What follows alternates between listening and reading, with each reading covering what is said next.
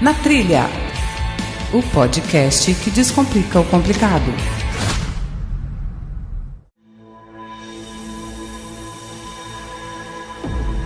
Você conhece algum soro positivo?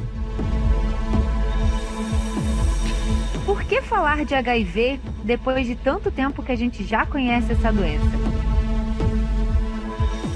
Só passa pelo sangue? Você conviveria com um soro positivo? De Vila Velha, Espírito Santo, eu sou Renan Cirilo Alves. Sou escalador, entusiasta das atividades e esportes de aventura e hoje muito concentrado para um tema que requer muita atenção. Eu sou Rúbia Miossi, médica infectologista, sou daqui de Vitória mesmo, mas cresci em Santa Teresa, nas montanhas, onde dedico a minha vida a doenças infecciosas, tanto as doenças emergentes ou reemergentes, né? Doenças que já existiram e agora estão aqui. E nós vamos falar um pouco sobre HIV, porque precisamos falar sobre isso.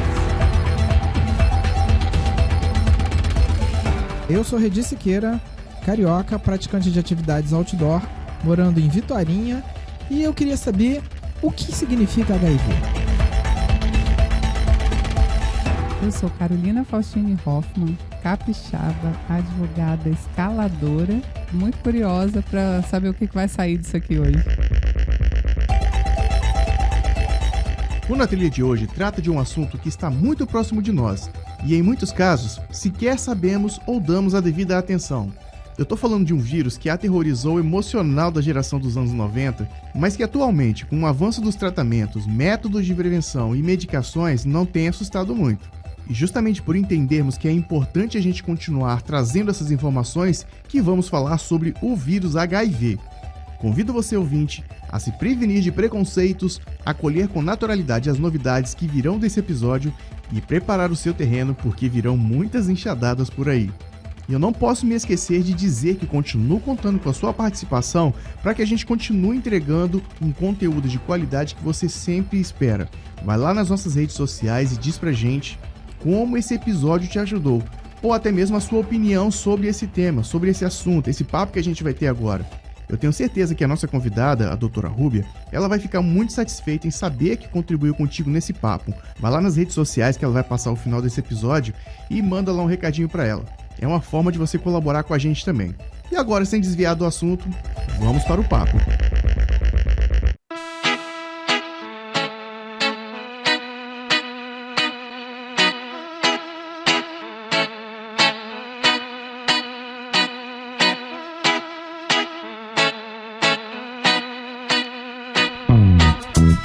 Em 2019, eu tive a oportunidade de conhecer a doutora Rúbia, né, em uma das palestras dela. Eu achei muito interessante a abordagem que ela trouxe e de lá pra cá eu ficava sempre me questionando, né? Quando que nós vamos conseguir falar isso no Na Trilha? E o tempo foi passando e hoje nós estamos aqui, né? Então eu quero agradecer a doutora Rúbia pela disponibilidade de estar junto com a gente aqui. Estamos muito curiosos, né? E sedentos por falar desse assunto. Vou até deixar na publicação desse episódio a palestra que ela deu, né? Lá no TEDx Vitória, que vale muito a pena e deixa a gente com uma pulguinha atrás da orelha, né? Caramba, por quê? Por quê? Por quê? E é por isso que a gente está falando desse assunto hoje aqui no Na Trilha.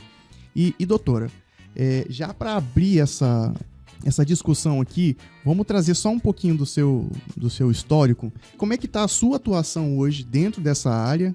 Existem coisas que até a nossa mãe fala, né, que a vocação nasce com a gente e tal, e algumas coisas a vida entrega pra gente, cai no nosso colo. Como é que a doutora chegou nesse mundo para trabalhar diretamente com HIV? Bom, a minha família diz que desde que eu era criança eu já falava que eu queria ser médica, então isso era uma coisa já decidida desde muito pequena. Quando de fato eu entrei na faculdade de medicina em 2004, eu já imaginava que iria trabalhar com infecção. Sempre gostei de doenças infecciosas, mas principalmente pela questão do descobrir o que é que o paciente tem. O processo investigativo da doença infecciosa, para mim, sempre foi o mais interessante, o mais empolgante. E na faculdade, eu fiz MScan aqui em Vitória, né? Então, eu estudei na Santa Casa de Misericórdia. Na infectologia, o paciente que a gente mais teve contato foi o paciente soropositivo. E, infelizmente, né, o paciente que está internado com HIV no hospital, geralmente é aquele que já tem AIDS, que é a doença. E foi uma vivência aí desde 2009.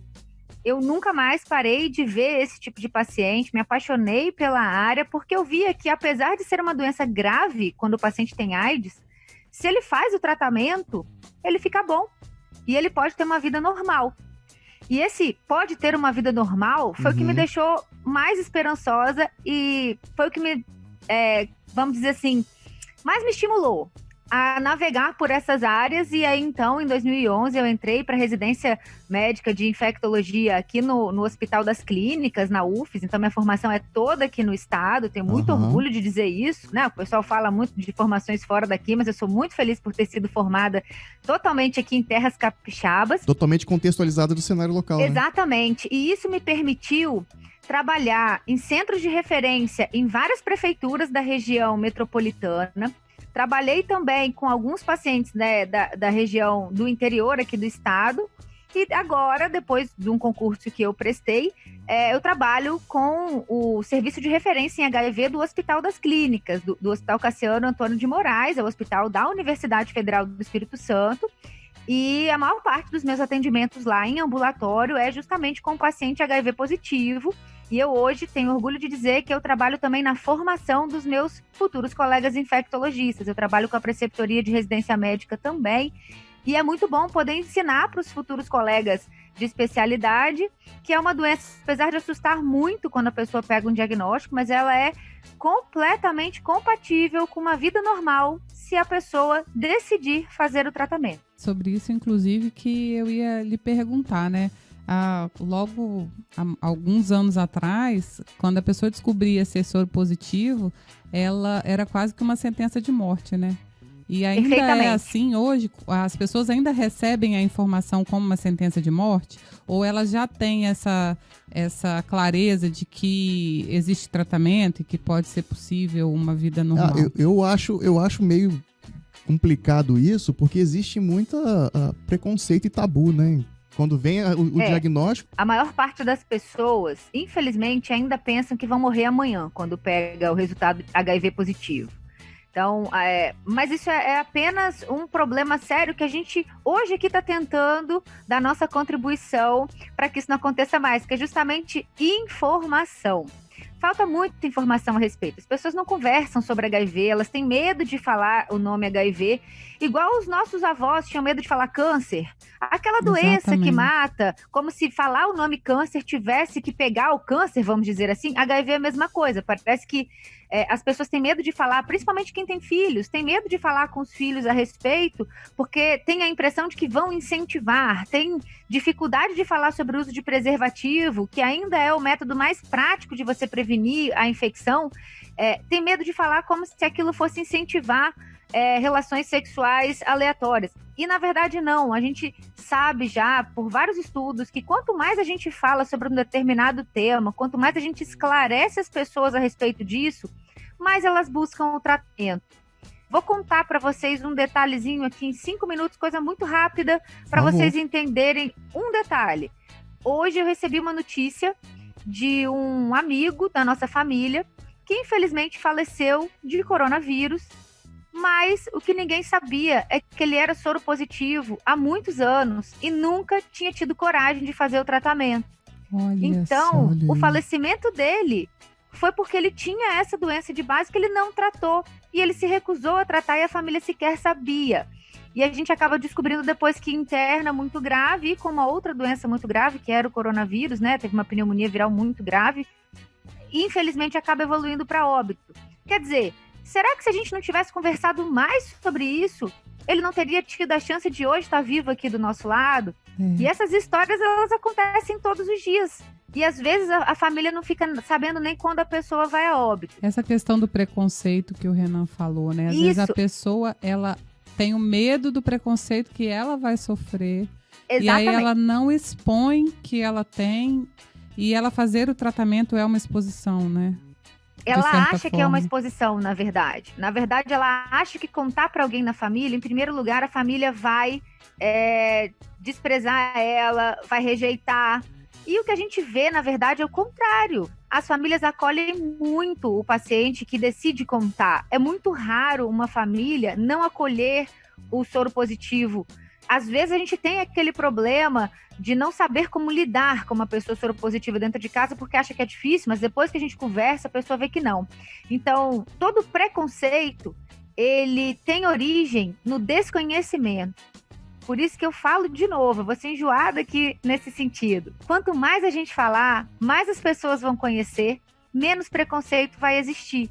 Porque as pessoas vão passar a entender que isso é apenas um vírus, que não é uma sentença de morte e nem é uma sentença de uma pessoa suja, de uma pessoa que está recebendo um castigo de Deus, nem nada disso. Se as pessoas falam sobre isso, a gente consegue conversar com todas as pessoas e explicar de fato que a pessoa que é soropositiva não é uma ameaça para ninguém, nem para ela mesma, e ela for acolhida por nós, ela não vai sofrer nem com a doença e nem com preconceito, porque de fato uma pessoa HIV positiva que faz tratamento, ela não representa risco nenhum para ninguém, nem para ela, nem para gente. Eu acho que isso que é a maior dificuldade, né, das pessoas entenderem e aceitarem, né.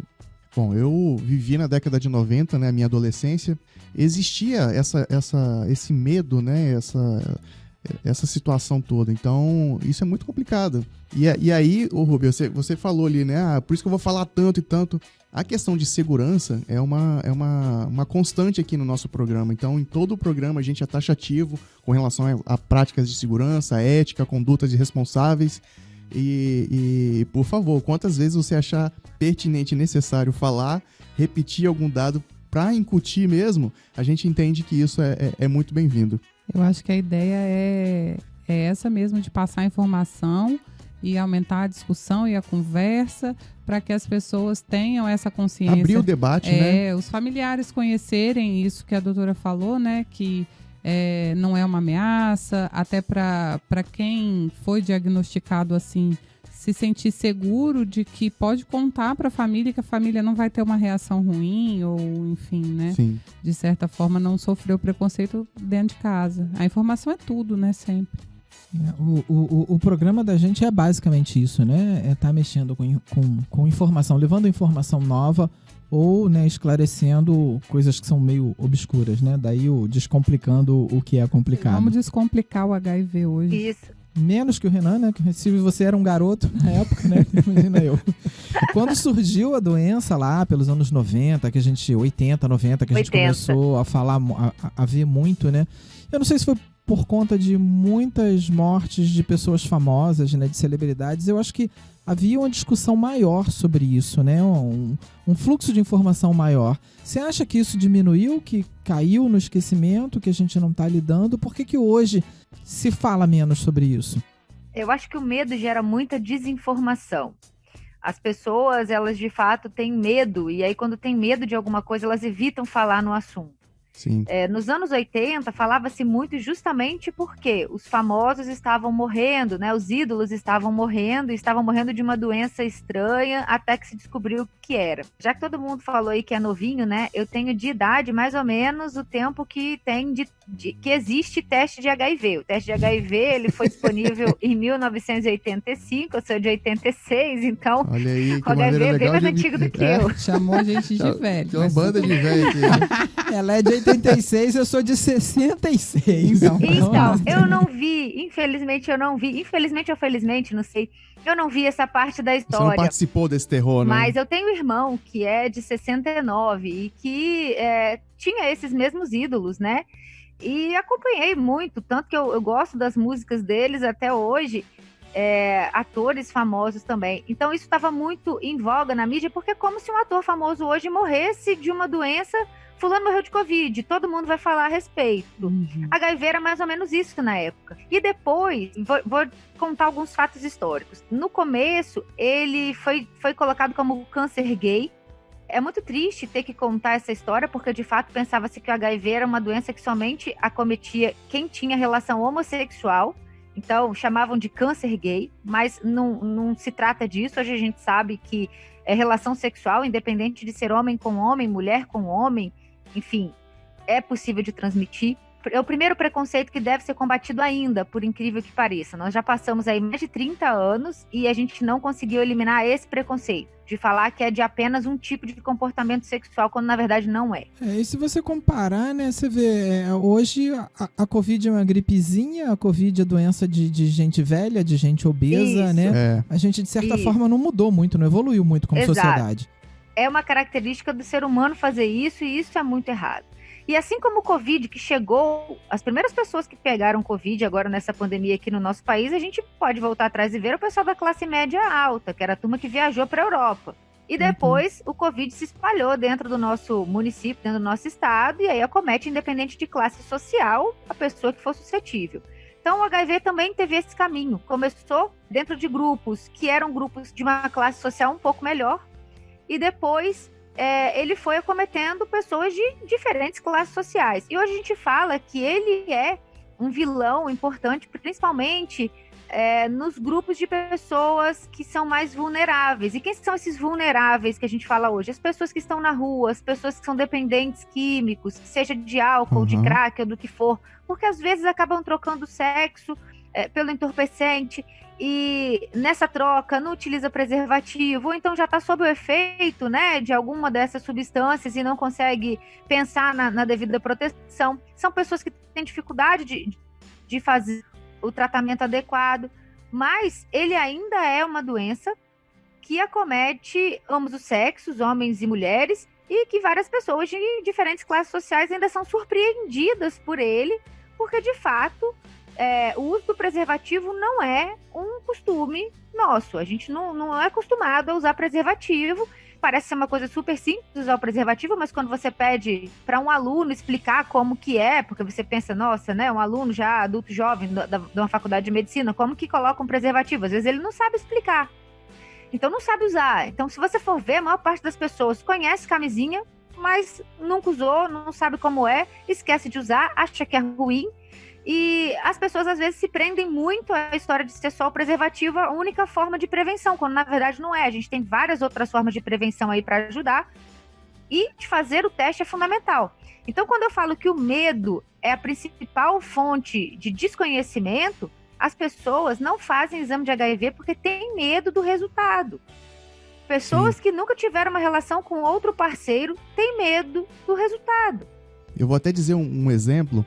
Quando eu mais jovem, eu fiz um exame de sangue rotineiro, e aí, pela empresa e tal, eu pedi a minha mãe para passar no posto de saúde, né, próximo à nossa casa. Falei, mãe, já que a senhora vai lá pegar um remédio lá, aproveita e pega o meu resultado do exame. E aí, logo em seguida, ela chegou em casa e falou assim, olha, o médico falou que ele quer conversar com você. Eu falei, pronto, vou morrer. Tô com AIDS. Tô com AIDS, vou morrer. E aí... O médico, que hora que ele vai chegar? Não, ele chega amanhã às 7 horas da manhã. 6h30 eu já tava lá, nervoso, roendo os dentes. Nem dormiu à noite? Não dormi, de verdade. E pronto, imagina o nervosismo, né? E na hora que me chamaram, né? Chegou a minha vez, passou todo o atendimento e tal. Eu fui atendido, eram umas 10 horas mais ou menos. E o médico falou, olha, tá aqui o seu resultado e tal. Eu falei, tá, e aí? Ele falou assim, não, tá tudo bem, tá tudo normal, tá tudo ok. Aí eu falei, mas como assim? Pode falar, deve estar aí, pode falar, não tem problema. Eu fiquei incrédulo, né, com aquilo. Como assim? Me chamou aqui pra isso? Ele espantado com a minha reação, né, com a minha incredulidade, querendo uma doença, né. E ele falou, mas por que você tá falando isso? Eu falei, não, porque minha mãe esteve aqui e você falou que era pra me chamar. Eu falei, não é isso. É que eu não posso entregar o seu resultado pra terceiros. Só você pode receber isso. Então, assim, eu já tava com medo de aquilo que você falou lá no início, né? Acho que já vai morrer. E um dado interessante é que as associações que eram feitas antigamente, e a Rúbia trouxe isso, era que os ídolos, né, os promíscuos, os baderneiros, os alternativos, né, os subversivos, basicamente esses os que apareciam, né, até que Magic Johnson, né, jogador famoso da NBA, também teve o HIV. E aí, peraí, aí deu um choque na sociedade. Não, calma aí, agora tem um cara que é um atleta, né, que é um jogador famoso, de sucesso, e ele tem HIV. Então, foram uma série de fatores que contribuíram, que com o exemplo dele, pôde-se abrir um debate mais amplo. É muito doido, né, gente? Doido no sentido de que causa estranheza, né, que não se fale. E eu lembro que na sua palestra, Rúbia, Você falava, né, do alto índice de adolescentes que, às vezes, na primeira relação, contraem HIV, né? Sim. Isso é uma coisa interessante que você falou agora, porque na minha adolescência, né, ainda se tinha muito debate sobre HIV. Talvez de uma forma ainda um pouco torta, porque não tinha todo esse histórico que tem hoje, todo esse estudo que tem hoje, né? Mas as famílias falavam um pouco, porque saía muito na mídia, nos jornais, enfim, então se falava um pouco. Dentro da minha casa, eu sei que pode não ser a regra geral, mas dentro da minha casa se falou muito sobre isso. E quais as formas de prevenir e tudo mais. Hoje em dia, até nós que tivemos esse tipo de... Falo por mim, né?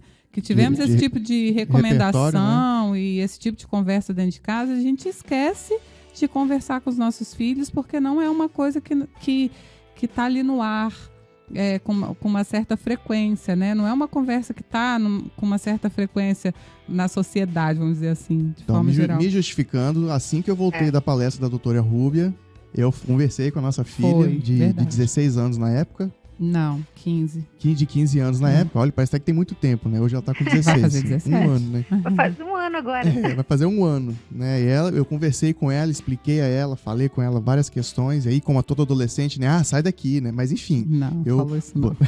Mentira. Ela é bonitinha.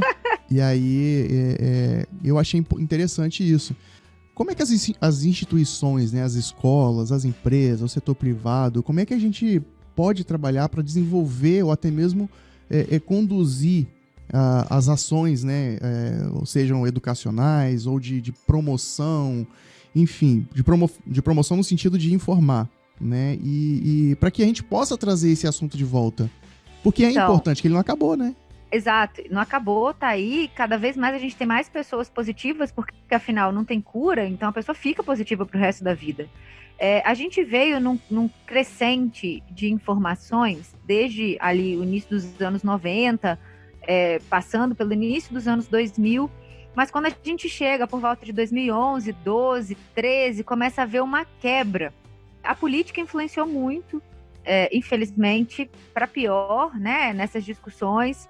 Começou-se a ter uma discussão religiosa a respeito, que não cabe, porque eu acho que, independente da crença que cada pessoa tem, e a gente vive num país livre nesse sentido, cada um pode professar a fé que quiser, aquilo deve ser colocado da seguinte maneira: o que é meu direito não pode, em momento nenhum, ultrapassar o direito do outro. Então, eu professo a fé X, o outro professa a fé Y, e o que eu acredito como minha crença não pode ultrapassar o Y do outro, sabe?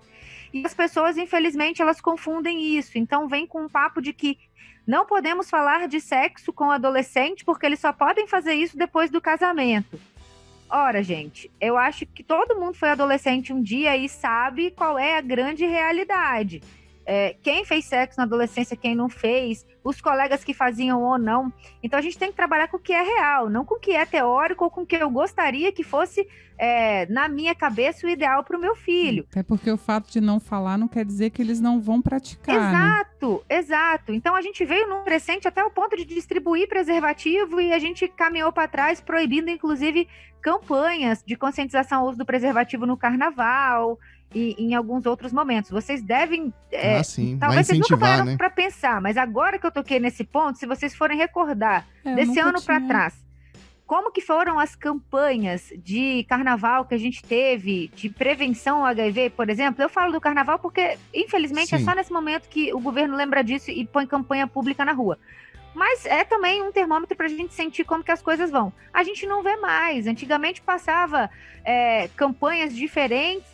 Hoje a gente não vê, simplesmente escondeu-se debaixo do tapete. Eu nunca imaginei que tivesse sido proibido. Eu achei que tivesse sido desinteressante eles falarem sobre o assunto ou fazerem campanha sobre isso, mas eu nunca imaginei que tivesse sido proibição.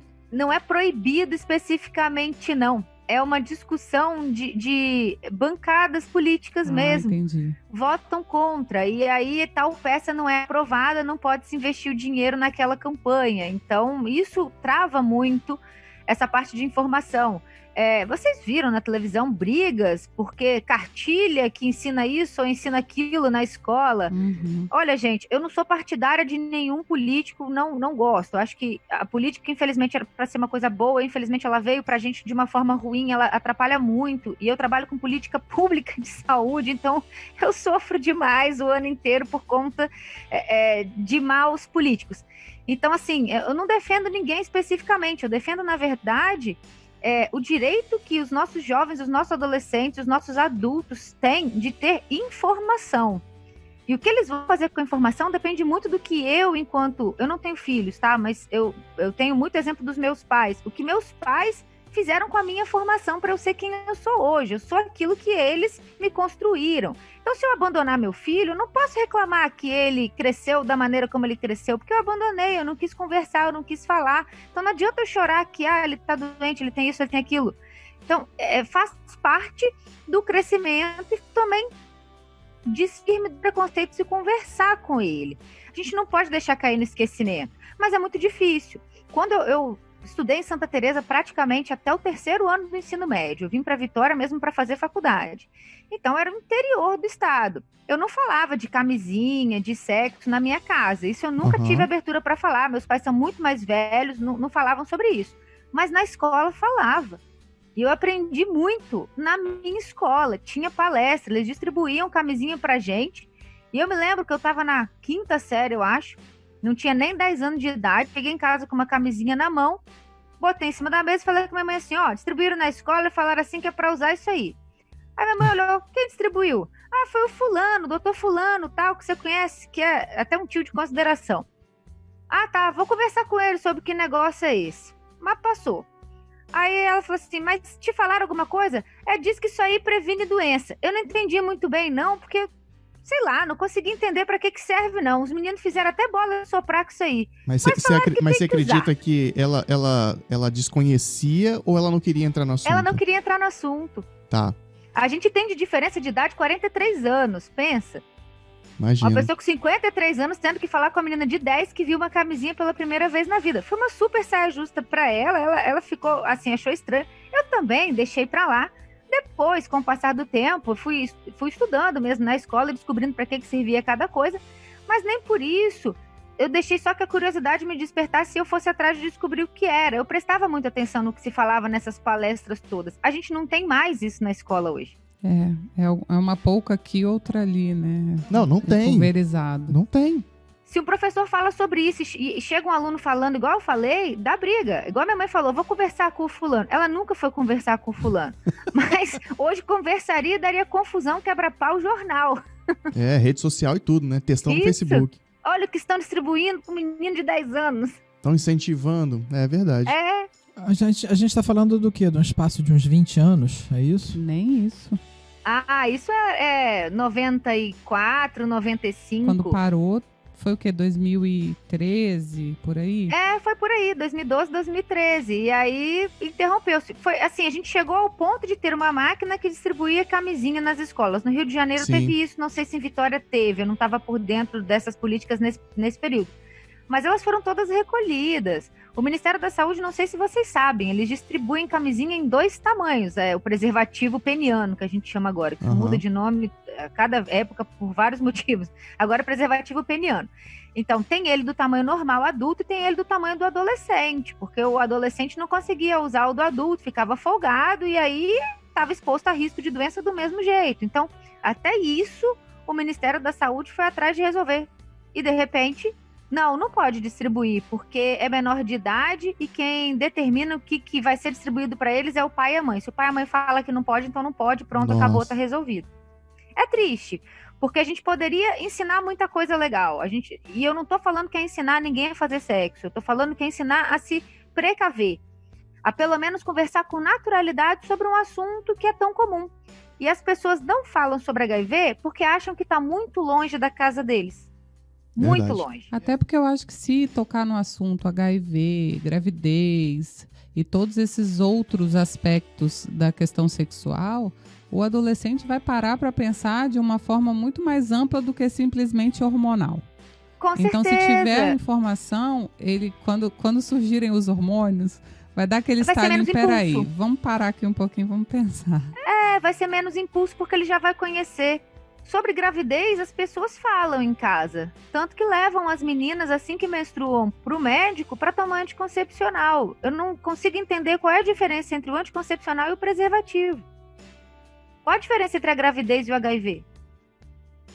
O anticoncepcional faz até mais mal para a saúde. São aqueles microsegundos de silêncio que incomodam, né? A doutora tá aqui trazendo provocações e que nos leva à reflexão. Sem dúvida. Que bom, né? Onde cada programa a gente sai incomodado. Eu nunca tinha me tocado dessa história da campanha, mas agora que ela falou é verdade.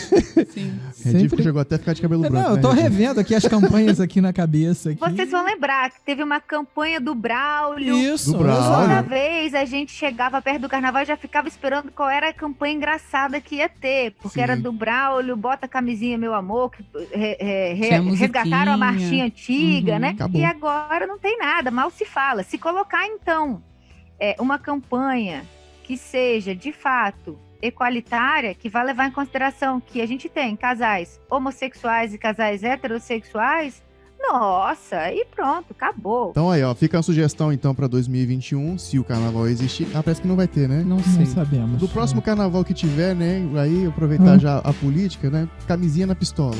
Nossa! Jesus, corta isso na edição. Não, corta isso, né? Camisinha na pistola. Coitado, não. Eu nem riu. Essa daí merece ser mandada para esse pessoal que cria campanha. A ideia é boa, mas nesse Uma excelente governo... estratégia de marketing. O pessoal só muito irritado aqui. Tá doido.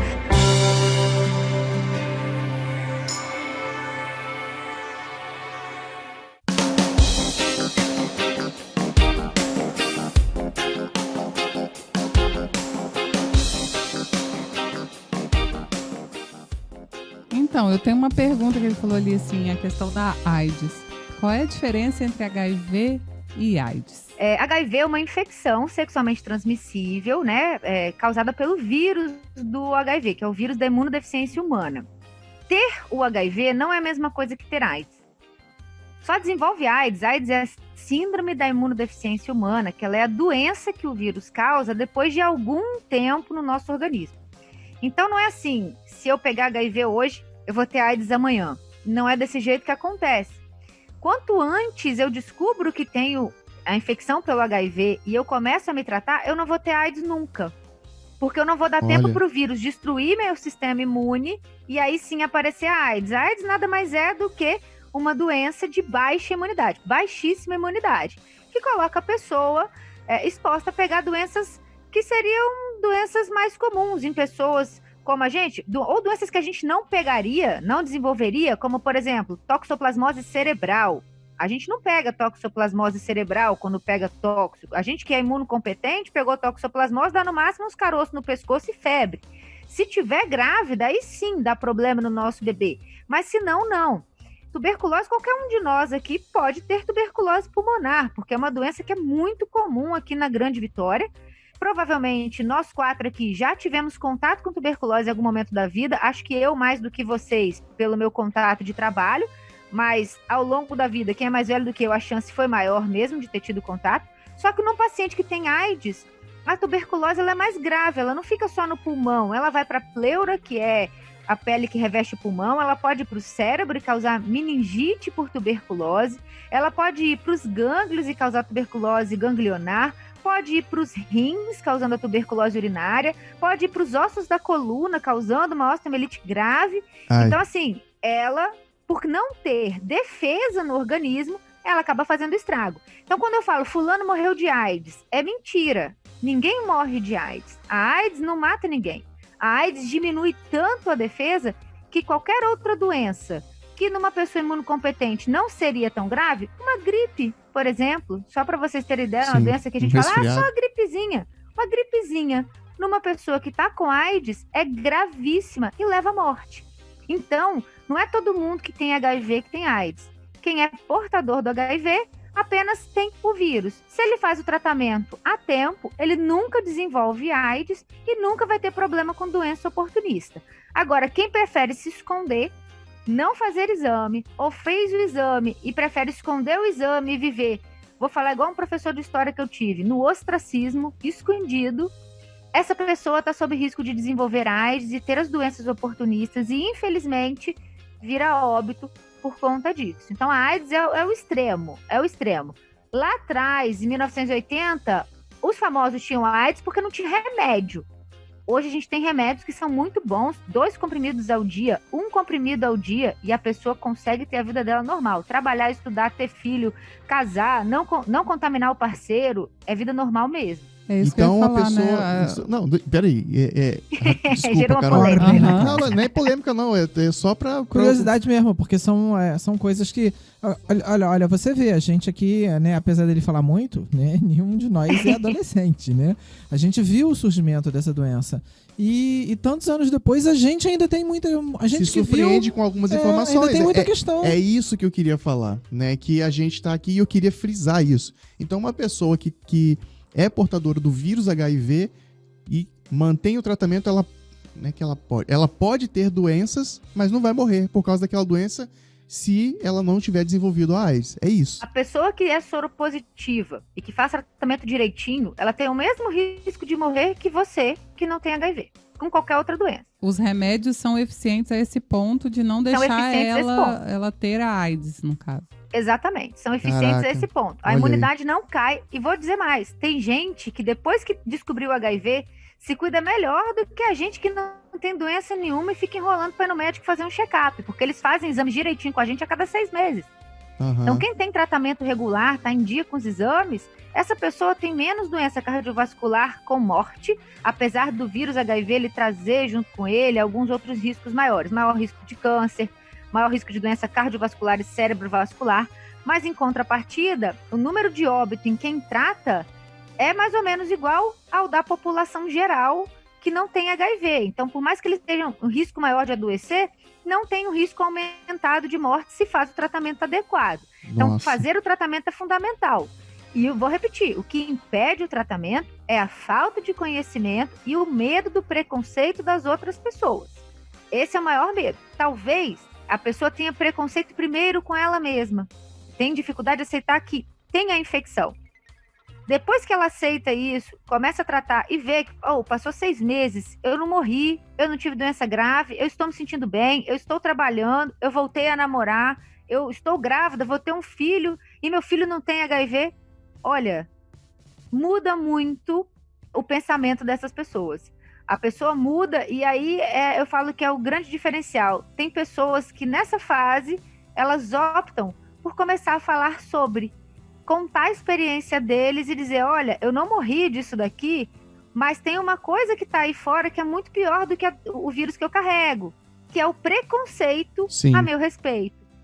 Você que tá ouvindo a gente agora, você que tá aí, né, não sei onde você está, será que perto de você agora existe uma pessoa que está com o vírus HIV? E se você soubesse disso, tivesse a certeza, olha, aqui nessa sala tem uma pessoa com o vírus HIV, como é que seria a sua reação? E aí, Rúbia, já trazendo isso e já meio que expressando o meu preconceito, eu sou uma pessoa que, por esse repertório de terror que nós vivemos, que eu vivi na década de 90, eu ficaria incomodado.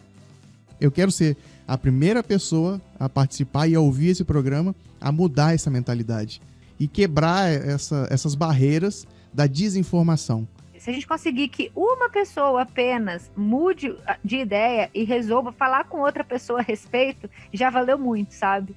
É um trabalho de formiguinha, mas eu não desisto, não. É isso aí. Se a gente conseguir que isso seja viral, né? Que o que passar para uma pessoa, nossa, né? Que para outras. É um viral diferente, né? Um viral do bem. É um viral do bem. Eu acho importante agora, pegando o gancho do Renan, a gente pontuar para o ouvinte, doutora Rúbia, quais são as formas de fato de transmissão. Sim. Você falou ali, ela pode ter uma vida normal, pode namorar, pode engravidar, pode ter filho, não passar isso para o filho. Eu e Renan, nós temos 3. Então, a gente já passou por toda essa fase assim, de fazer o exame antes, de se informar sobre a questão do parto natural, a amamentação, etc. Mas vamos falar aqui, eu acho, para o ouvinte, Quais são as formas, né, de transmissão? Tratar o HIV como uma doença, entre aspas, comum, né? O vírus é igual a qualquer doença que é uma doença infecciosa e tá tudo bem porque ela tem tratamento. Isso é uma desinformação, doutora? Não, isso é uma verdade. É igualzinho qualquer outra doença infecciosa que tem tratamento. A gente só não pode banalizar a infecção falando dessa forma. Uhum. Então, eu sempre falo assim que a gente tem que ter muito cuidado com a forma de expressar a normalidade também.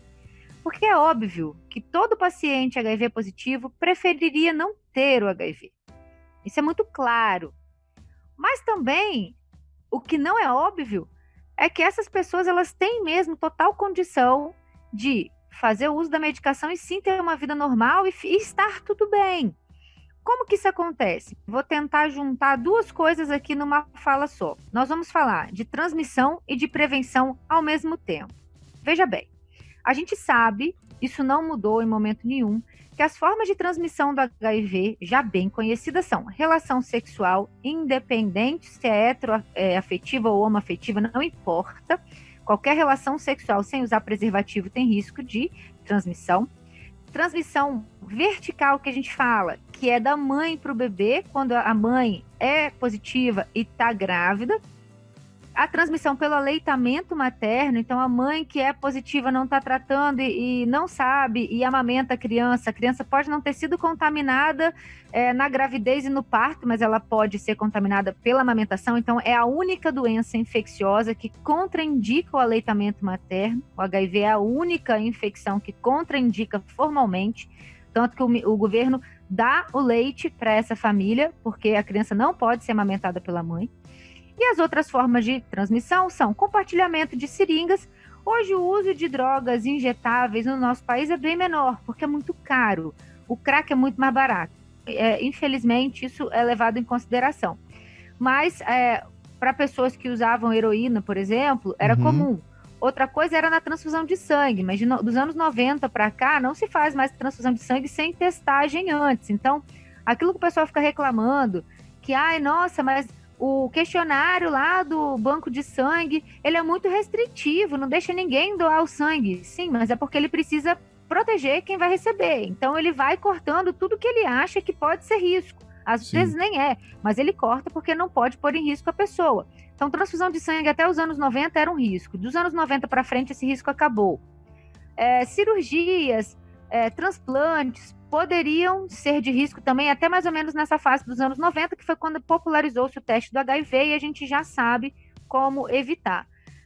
Acidentes com material pérfuro cortante ainda são uma fonte de infecção pelo HIV, porque às vezes a pessoa coletou um sangue de um paciente que é soropositivo e acabou tendo contato, se furou sem querer e aí acaba num acidente se contaminando. Então essas são as formas de contágio. Mas quais são as formas de prevenir?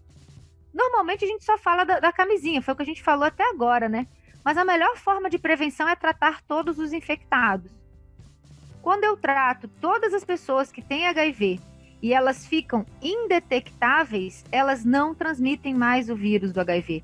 Olha. E essa é a informação mais legal que apareceu nos últimos 2 anos. Indetectável é igual a intransmissível. Então, se seu Joãozinho, vamos supor que toma os remedinhos dele do HIV direitinho e está indetectável lá no exame e não falha a tomada, ele não vai transmitir HIV para ninguém. Mas ele sabe que ele tem.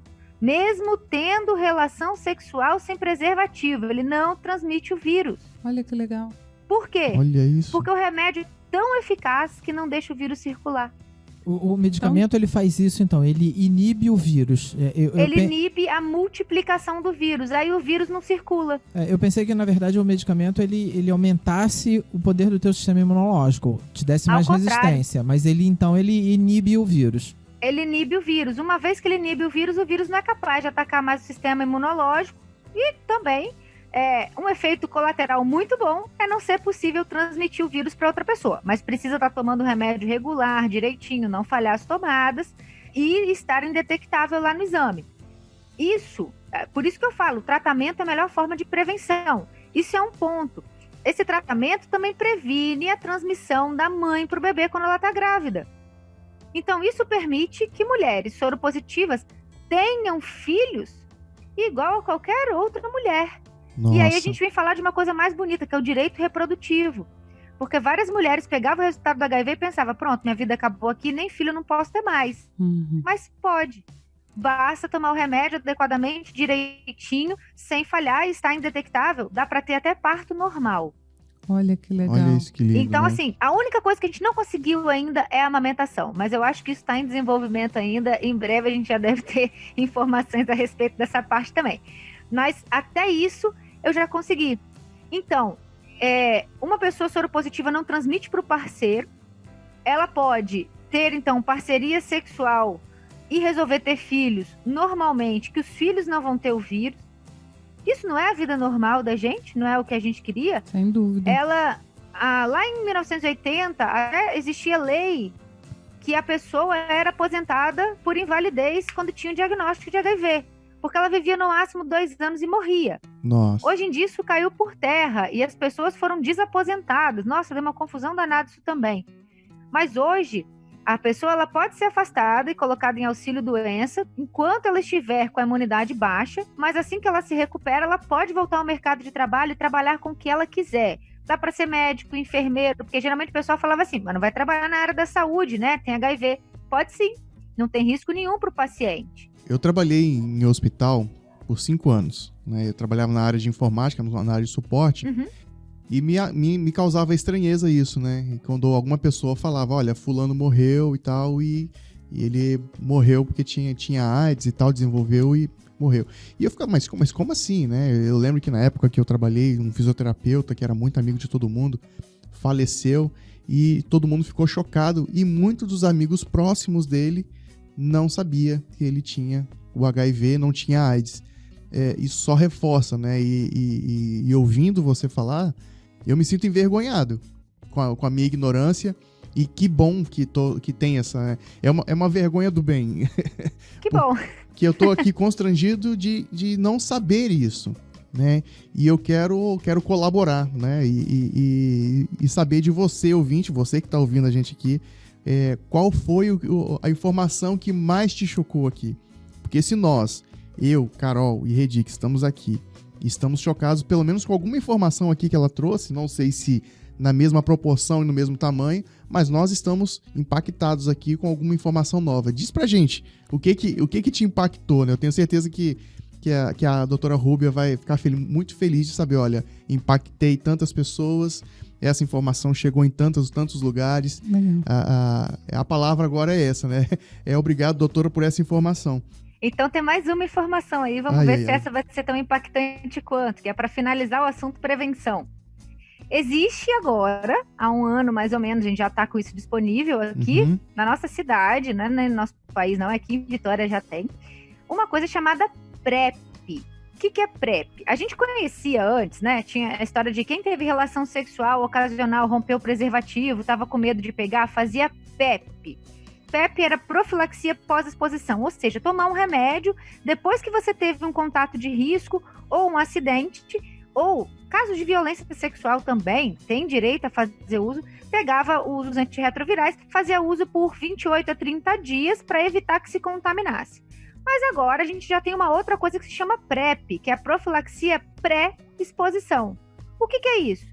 É tomar uma medicação, pode ser todos os dias ou com outro esquema, tem mais de um esquema disponível. O mais comum é aquele que toma um comprimido todos os dias e a pessoa tem relação sem usar preservativo e não pega o vírus HIV. Como assim? A pessoa é negativa e ela toma um remédio para não pegar HIV? Sim. A gente não toma comprimido para não engravidar? É exatamente a mesma coisa. Tomar comprimido para não pegar o HIV. Distribuído gratuitamente pelo SUS, a PrEP. A pessoa pode fazer exames a cada 3 meses para outras nervoso, ISTs. Tá todo mundo de cara, Nós estamos né? aqui tudo com cara de ué, né, doutora? Tipo, ué. É uma pena que podcast não tem vídeo, porque Pois é. quando eu falo essa parte, todo mundo fica assim. Cara de ué. Eu ri pro ouvinte saber, cara, isso me incomodou. Isso me surpreendeu. Isso é novo pra mim. né? E eu ri porque eu sei que o Redi e a Carol não iam esboçar nenhum som aqui. Ele falou, então, ouvinte, estamos os três aqui chocados. Eles ficaram congelados. Eu tô olhando aqui, eles ficaram congelados, assim, me olhando. Literalmente. Nem piscavam. Mas é verdade, é um comprimido que é gratuito, o SUS distribui. É claro que não é todo mundo que chega lá, pega o comprimido, leva embora e vai tomar do jeito que quer. Não é assim. Tem um acompanhamento com o médico, a cada 3 meses faz exames para saber se não tá fazendo mal, né, esse tratamento. Tem que esperar um tempo para esse remédio funcionar. É igual anticoncepcional. Você não toma o primeiro comprimido hoje e já acha que tá protegido. Mas qualquer pessoa pode fazer uso no sentido qualquer pessoa, não, porque você já falou que não, mas estou dizendo assim. Tecnicamente, qualquer pessoa. O que a gente leva em consideração? Se Qual a pessoa requisito? tem adesão suficiente para ser seguro o uso, se a pessoa não tem problemas renais, porque o remédio pode dar problema nos rins, então a gente leva isso em consideração. Mas precisa ter uma motivação? Precisa. Uhum. A gente tem que saber que a pessoa tem, de fato, interesse em tomar aquele comprimido todo dia. Porque se ela falha o uso, ela vai estar tendo relações desprotegidas e ela vai estar sob risco de adquirir o vírus HIV. Não só o vírus HIV. E isso é uma outra coisa, porque a gente não cuida na PrEP somente do vírus HIV. A gente está evitando o vírus HIV, mas sabendo que a pessoa vai estar exposta a sífilis, a gonococo, a todas essas coisas. Aí a gente tá especulando aqui uma situação, pra que a pessoa gostaria, ou pra que a pessoa se sujeitaria a...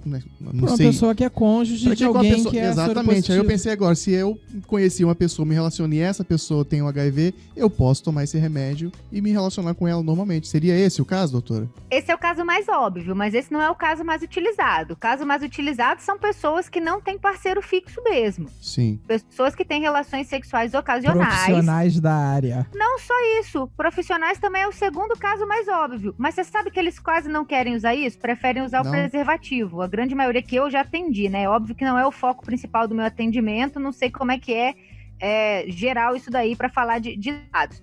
Mas o caso mais comum não é nada disso. São pessoas que nem nós 4 aqui, só que não são casados, não tem namorado, namorada, não tem parceiro fixo. São informados. E se incomodam em usar o preservativo. Só que não querem pegar o HIV. Então eles querem tomar o remédio todos os dias e eles têm direito a isso. E aí vem um detalhe, né? É o ponto que a gente fala. Até onde vai o nosso preconceito? Porque tava tudo muito bonitinho. Ah, que legal, vamos tratar a pessoa que tem HIV, coitadinho e tal, não sei o quê. Agora, quando eu pego uma pessoa que não tem nada e que fala que não tem como usar o preservativo porque não consegue, eu falo de dar um remédio, fica todo mundo assim, mas como, gente? Por quê? Ora, porque ela tem direito de escolher. É basicamente isso. Eu faria? Eu não faria. Prefiro usar o preservativo, eu particularmente. Sim. Mas eu sei entender que tem gente que prefere tomar o comprimido. E pra mim, tá tudo bem. Da mesma forma como eu gosto que o meu paciente se trate e pra ele fica tudo bem. Eu tinha um questionamento antes e agora você falando sobre o PrEP, o PrEP ele também englobaria isso ou só a relação sexual? Qual seria o questionamento? Antigamente, as tatuagens foram alvo dessa questão do HIV, em função da agulha, enfim, né? E o PrEP, ele também interfere nesse contágio ou hoje também não tem risco, a tatuagem não oferece risco? A PrEP ela é desenhada para relação sexual, então assim, ela é voltada para esse foco. E as tatuagens hoje é obrigatório a utilização de material completamente descartável, 100% das agulhas descartáveis, todo o material descartado após o uso daquele cliente, então isso tem um controle. Lembrar que tatuagem não era risco só para HIV, tinha um risco muito maior que era hepatites virais, B e C, que transmite muito mais do que HIV nesse sentido. Hepatite B é 30% maior a chance de você pegar do que o HIV, por exemplo.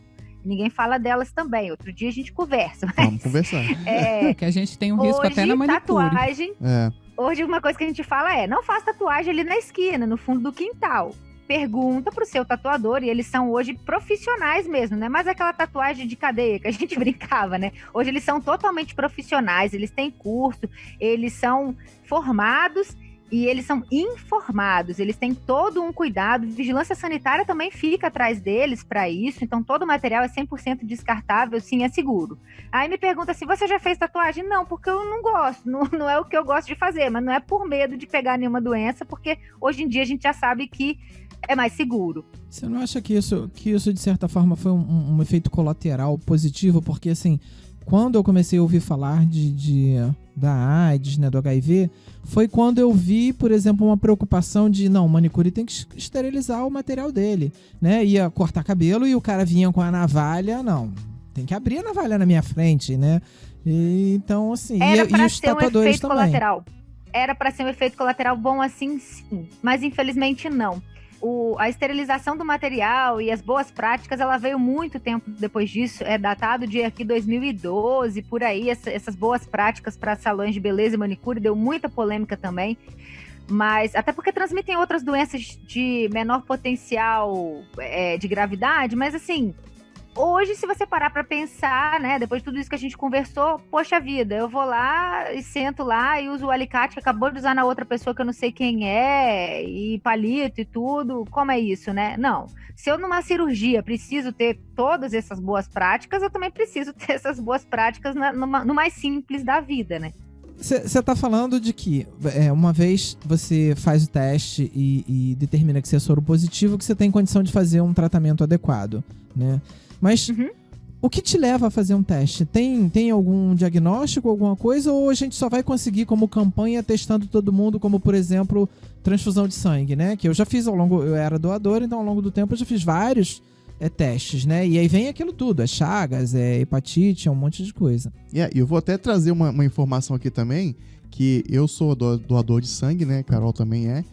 Para quem tem algum tipo de resistência com relação à doação de sangue, quando você doa, a doutora falou lá atrás, é feita uma bateria de testes. É uma triagem. Né? É uma triagem. Então, se você quiser ajudar outras pessoas e saber se você tem HIV, não sei, né? Se eu tô dando uma informação correta eu sei aqui. de caso que a pessoa foi doar sangue para fazer o exame e assim, não tá fazendo uma consulta, né? Doutor, eu tenho HIV? Não, foi para fazer o teste. Aí a gente vem num outro ponto bem legal.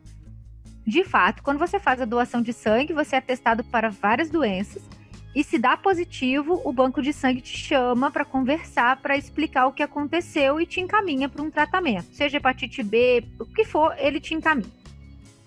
E aí a gente entra num outro ponto, que é o que você falou. Eu sei de várias pessoas que foram doar sangue para não ter que passar por uma consulta e ver a cara de ninguém pedindo exame de HIV. Beleza. Eu conheço várias pessoas que levaram também o namorado ou a namorada para doar sangue.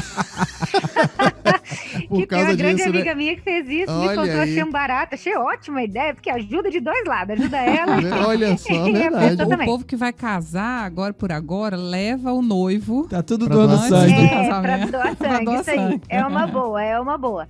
E assim, suscita uma outra coisa. As pessoas não têm medo de fazer o exame, elas têm vergonha também de ficar na frente de uma pessoa e fazer o teste rápido. Qualquer unidade de saúde disponibiliza o teste rápido para HIV, hepatite B, hepatite C e sífilis.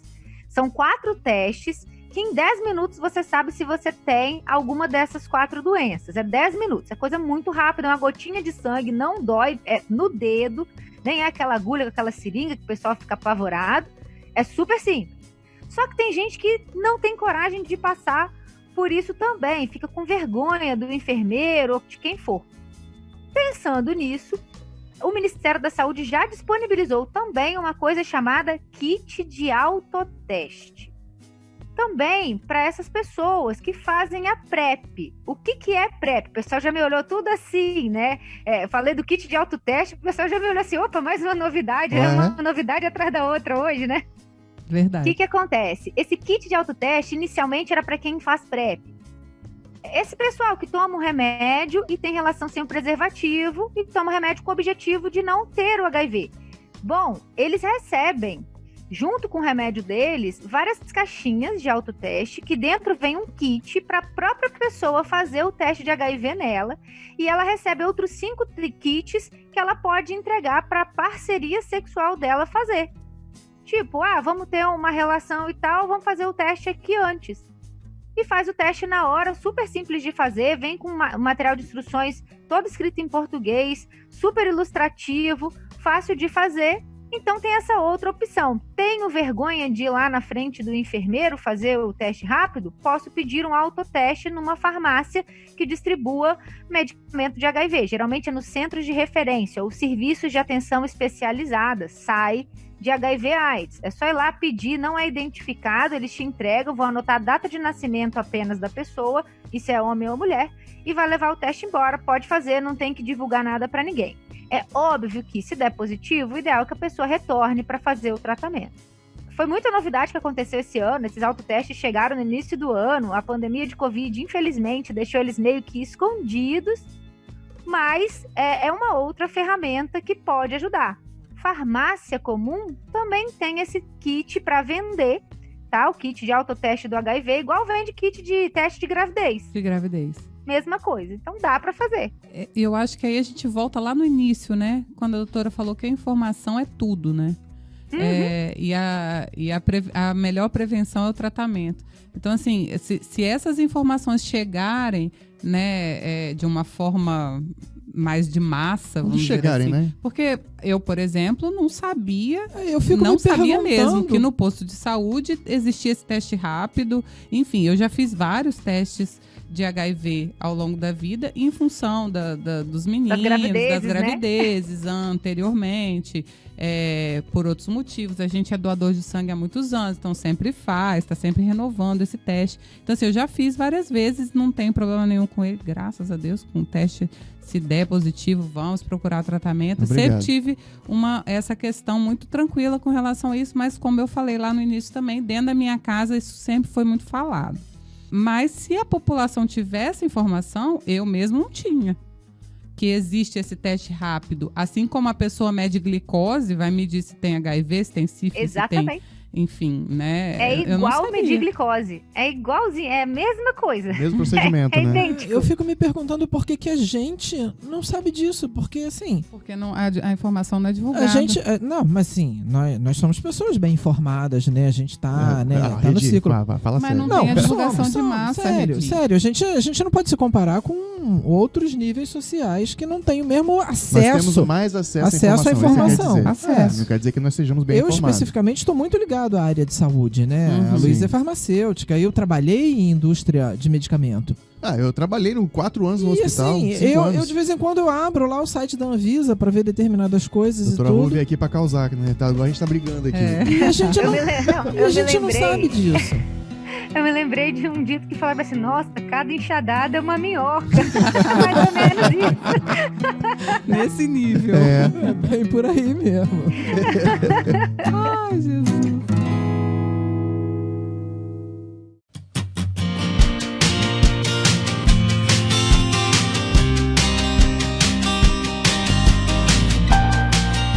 Nós tínhamos a intenção de falar tantas coisas aqui, né, trazer tantos assuntos, trazer dados estatísticos, falar como é que tá essa distribuição e tal. E que bom que nós tivemos um desdobramento agradável, impactante e informativo que a gente está tendo agora. O Na Trilha, ele é um programa, esclarecendo até para o nosso ouvinte aqui, o Na Trilha é um programa que aborda a vida ao ar livre, fala de turismo e fala de saúde. Tudo voltado com essa pegada da natureza.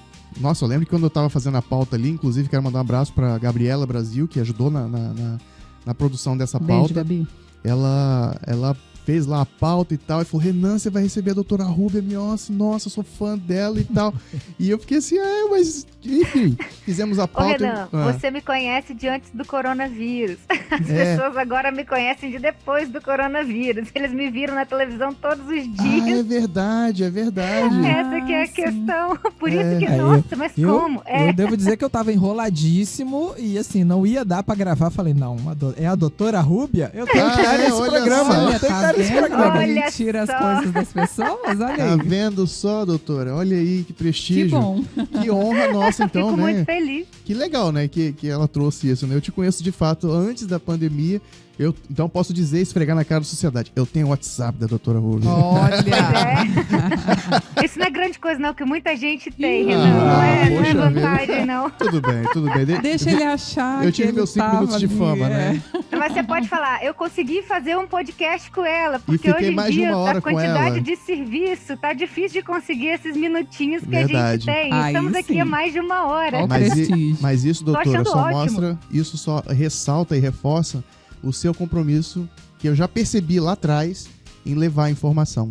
Eu tenho certeza que dentro da sua agenda lotadíssima, dentro das suas tantas atividades ou tantos afazeres que existem, você parar aí por uma hora e meia para estar aqui falando com a gente e dando a enxadada na nossa cabeça, é porque esse compromisso se Tem um monte de mantém. minhoca aqui já. Já tem um monte de minhoca no chão aqui.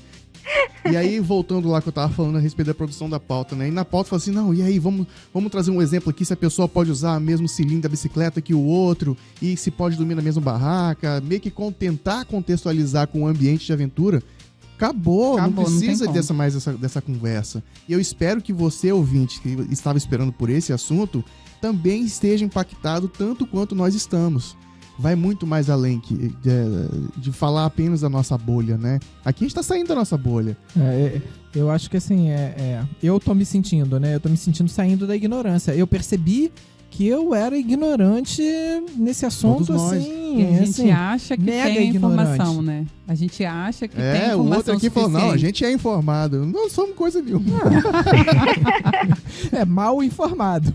Já que a gente falou sobre os esportes, né, e vocês gostam dessa história da vida ao ar livre, acho que não custa nada a gente falar. Muita gente pergunta assim, depois que eu fiquei soro positivo, eu posso fazer atividade física? Eu posso fazer atividades pesadas? Uma caminhada, uma trilha, uma escalada? Pode sim. Se você faz uso adequado do seu remédio direitinho, não tem contraindicação nenhuma. Olha que Então legal. dá para ter vida normal mesmo. A parte que era mais burocrática, que era a relação sexual, eu já falei que dá para ter sem usar o preservativo, Sim. se estiver tratando adequado. Então todo o resto é simples.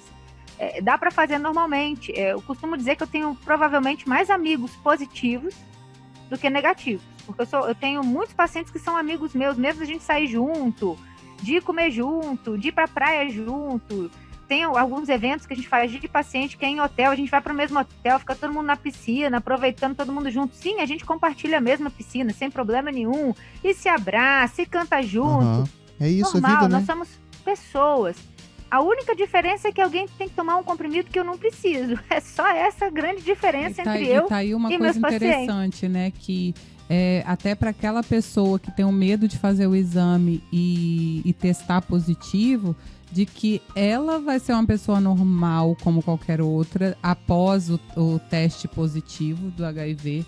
Então, não necessariamente ela vai precisar gritar aos quatro ventos, olha, eu sou soro positivo, olha, eu tenho HIV. Não, ela vai ver normalmente e ela não vai precisar falar isso se ela não quiser. Basta que ela faça o tratamento adequado. Ninguém precisa saber. É o que eu falo. Não precisa informar na empresa, não precisa contar para a família toda. Precisa ter uma pessoa de confiança que saiba do diagnóstico, porque se algum dia tiver alguma intercorrência que precisar de uma ajuda, aquele amigo ou aquele parente que é mais... vai estar ali à disposição. Fora isso, eu sempre falo, a parceria sexual tem que saber, porque eu acho que é uma questão de direitos iguais nesse sentido. E aí, se ela quer se relacionar com você ou não, sabendo que você é positivo, é um direito dela, assim como é um direito seu se relacionar ou não com Mariazinha, Joãozinho ou quem for. Sim. Então, isso tem que ser levado em consideração. Então, a parceria sempre tem que saber. E uma vez que sabe, eu falo direto. Acontece, às vezes, de casais casados há muito tempo, aí um dos parceiros se descobre positivo, o outro tá negativo. A primeira coisa que eu falo é o seguinte, olha só. A gente tem essa situação que vocês agora são soro-discordantes. Vocês têm que decidir se vocês vão querer levar a vida juntos, assim, ou se vocês vão se separar aqui e ninguém vai ficar apontando o dedo pra ninguém e o assunto vai estar resolvido. Porque não adianta nada a gente também trazer fantasmas do passado, foi você, ou o que você fez. Não vai mudar a realidade. Então a gente também Sim. tem que saber levar isso adiante. Então, assim, o preconceito ainda existe. É conversando, do jeito que a gente está conversando aqui hoje, que a gente vai começar a minar esse preconceito, a destruir as raízes dessa árvore preconceituosa que existe dentro de cada um de nós, mas não é de uma hora para outra. Então, a pessoa que é soropositiva, que não quiser declarar a sua sorologia, ela não é obrigada. Mas, se ela decide conviver sexualmente com uma outra pessoa, eu sugiro que conte, para que evite de sabores mais à frente, de preconceito mesmo entre eles. E, doutora, aproveitando esse gancho aí, aproveitando essa oportunidade, de maneira hipotética, né? Eu estou em um grupo, né, de amigos ou estou em determinada área e existe essa questão do preconceito, e onde a pessoa que é soropositiva, ela muitas vezes tem esse medo da represália ou, enfim, não prefere não declarar isso aí. Como que nós podemos ser mais empáticos, né? O que a gente precisa fazer para ser mais empático a essas pessoas? Como é que a gente acolhe essas pessoas? No seguinte sentido, obviamente, se eu chegar em um grupo, né, um grupo diverso, e falar assim, gente, tem alguém aqui soropositivo que quer ser meu amigo? Não vai rolar. Eu acho que a aproximação não é essa. Mas que sinais que eu posso expressar para essas pessoas para dizer, olha só, eu te entendo. Eu quero conviver com você ainda, né? Eu quero conviver contigo sabendo que você tem isso, porque eu sei que não tem nada demais. A primeira coisa é conhecer isso que vocês estão conhecendo. Vocês viram a reação de vocês quando eu falei determinadas informações. Sim. Se eu fosse uma pessoa, amiga de vocês, soropositiva, que estivesse contando para vocês que tem HIV, e vocês tivessem sentido essa reação comigo, seria ruim.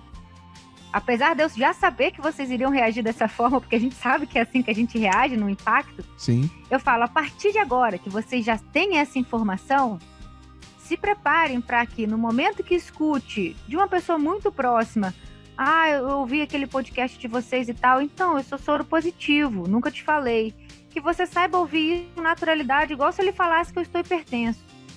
Aham. Olha só, aconteceu que eu sou hipertenso, eu tenho que tomar um remédio de pressão agora. É mesmo? Nossa, que remédio você toma? Tal coisa assim, não, beleza, tá tranquilo. É isso. A gente não pode tratar a soropositividade como se isso fosse, nossa, o que é isso? Não, eu sou soropositivo. Não, tá, tudo bem. É tratar com naturalidade. Naturalidade. Não é tratar com pena, não é tratar, nossa, vou te tratar com mais carinho por isso. Não, ninguém quer isso. Eles querem ser tratados como pessoas normais, porque de fato eles são. É só isso. A intenção dessa pergunta se deu no seguinte sentido. Eu lembro quando eu tive acesso a um material que falava sobre depressão, e foi até um podcast, né? O podcast Naruhodô, que ele fala sobre divulgação científica e tal, e eu ouvi um programa deles falando sobre depressão, e aí eu, ouvindo aquele programa, em um determinado momento o apresentador, o host, né? O apresentador lá falou, olha, se uma pessoa disser que tá com sinais, apresentar sinais de esse tipo de sinal, não fala pra ela, vai trabalhar, vai fazer alguma coisa, sai daí, né? Você tá assim porque você quer, você não vai ajudar em nada, você só vai piorar. E aí, o que você pode falar é, olha, eu entendo você, eu sei que você, eu não sei o que você tá passando, mas eu entendo a sua dor, conte comigo, eu tô aqui, é ser empático. E aí, era essa dúvida que eu tinha, né? Que de repente existe algo, e a doutora já respondeu, que é ser natural e agir com naturalidade. Né? Existe algo, alguma coisa que a gente pode trazer. É isso, é agir com naturalidade e falar, tudo bem, meu amigo, nada muda. A vida continua exatamente do mesmo jeito entre nós, beleza? Precisar de mim, tô à sua disposição, quiser me ajuda pra qualquer coisa, aqui. É isso. Tamo junto. Mas agir sempre com naturalidade. Dizer pra pessoa que entende o que ela tá passando, desculpa, não entende não. Porque nem eu, vivenciando tantas pessoas diferentes, com vários quadros diferentes dessa mesma infecção, eu não posso dizer que eu sei como que é se sentir HIV positivo, porque eu não sou. Então esse é um lugar que eu não pertenci, e por não pertencer eu não posso falar, eu sei o que você tá passando. Mas eu falo com o meu paciente uma outra coisa. Olha só, acredita em mim, e me dá 6 meses, porque daqui 6 meses sua carga viral vai estar indetectável e sua vida vai estar normal, você vai perceber que está tocando a vida do mesmo jeito, beleza? É um contrato que eu faço com o meu paciente na primeira consulta. Eu sei que você não está acreditando em nada do que eu estou te falando hoje, mas me dá 6 meses para te mostrar que o que eu estou falando é verdade, que as coisas vão dar certo a partir de agora. Deu errado até no dia que você fez o teste, que você se desesperou, ficou preocupado, mas começou a dar certo quando você pegou o telefone e marcou a consulta. E vai dar certo daqui para frente. E eu estou à sua disposição para o que você precisar. É só isso que eles precisam. Entender que eles não vão ser tratados de maneira diferente, porque não precisa. Não precisa ser tratado de maneira diferente. Não precisa separar copo, talher, toalha, roupa, nada disso. Porque eles têm exatamente a mesma coisa que a gente tem, não tem nada de diferente. O vírus que circulava no sangue deles e deixa de circular quando eles tomam remédio, tá lá guardado, escondido, não tem inerte, como né? vir pelo suor, nem por qualquer outra secreção se ele toma o remédio dele. Então, falar que o tratamento é de fato mais importante para prevenir a transmissão, hoje é. Por isso que a gente tem que incentivar muito. Meu amigo está desistindo do tratamento. Não, vamos lá conversar com ele. Cara, por que você está desistindo? O que aconteceu? Você está com alguma dificuldade? Está passando por algum problema na família? Porque geralmente é isso. As pessoas desistem de se tratar porque elas sofrem alguma coisa. Elas encontram algum empecilho, alguma pedra nesse caminho aí. E é isso que acaba desmotivando. Então, não é tratar diferente, de maneira nenhuma. É falar, não, cara, nossa amizade continua a mesma, bola pra frente, nem vamos lembrar que você tem isso daí, porque pra mim não faz diferença, porque não pode fazer diferença. Essa que é a questão, não pode fazer diferença. Deixa eu até mandar um outro abraço aqui pro nosso ouvinte, João Binda. Ele tá lá em Dublin, na Irlanda. Ele é daqui de Vila Velha e está lá acompanhando e tal. E eu falei, olha, vamos conversar sobre HIV e trazer esse assunto à tona. Alguém tem alguma colocação, alguma dúvida e tal? E ele trouxe pra gente que quando ele era adolescente, a mãe dele trabalhava em um posto de saúde que não somente ela não explicava pra ele, né, o que acontecia com as doenças transmissíveis. Ela levava ele e mostrava ao vivo, né? Então foi meio que pra ele um tratamento de choque, né? Porque ele via na prática o que acontecia quando não se usava o preservativo, né? Aí ele via as pessoas com AIDS, né? Não só com AIDS. Não com AIDS, mas com doença sexualmente DST. Ele via e ele falou, olha, eu aprendi na marra e no trauma. Inclusive, eu vou até falar o nome dela aqui também, que ele me autorizou, pediu pra falar, porque ele vai passar esse programa pra ela.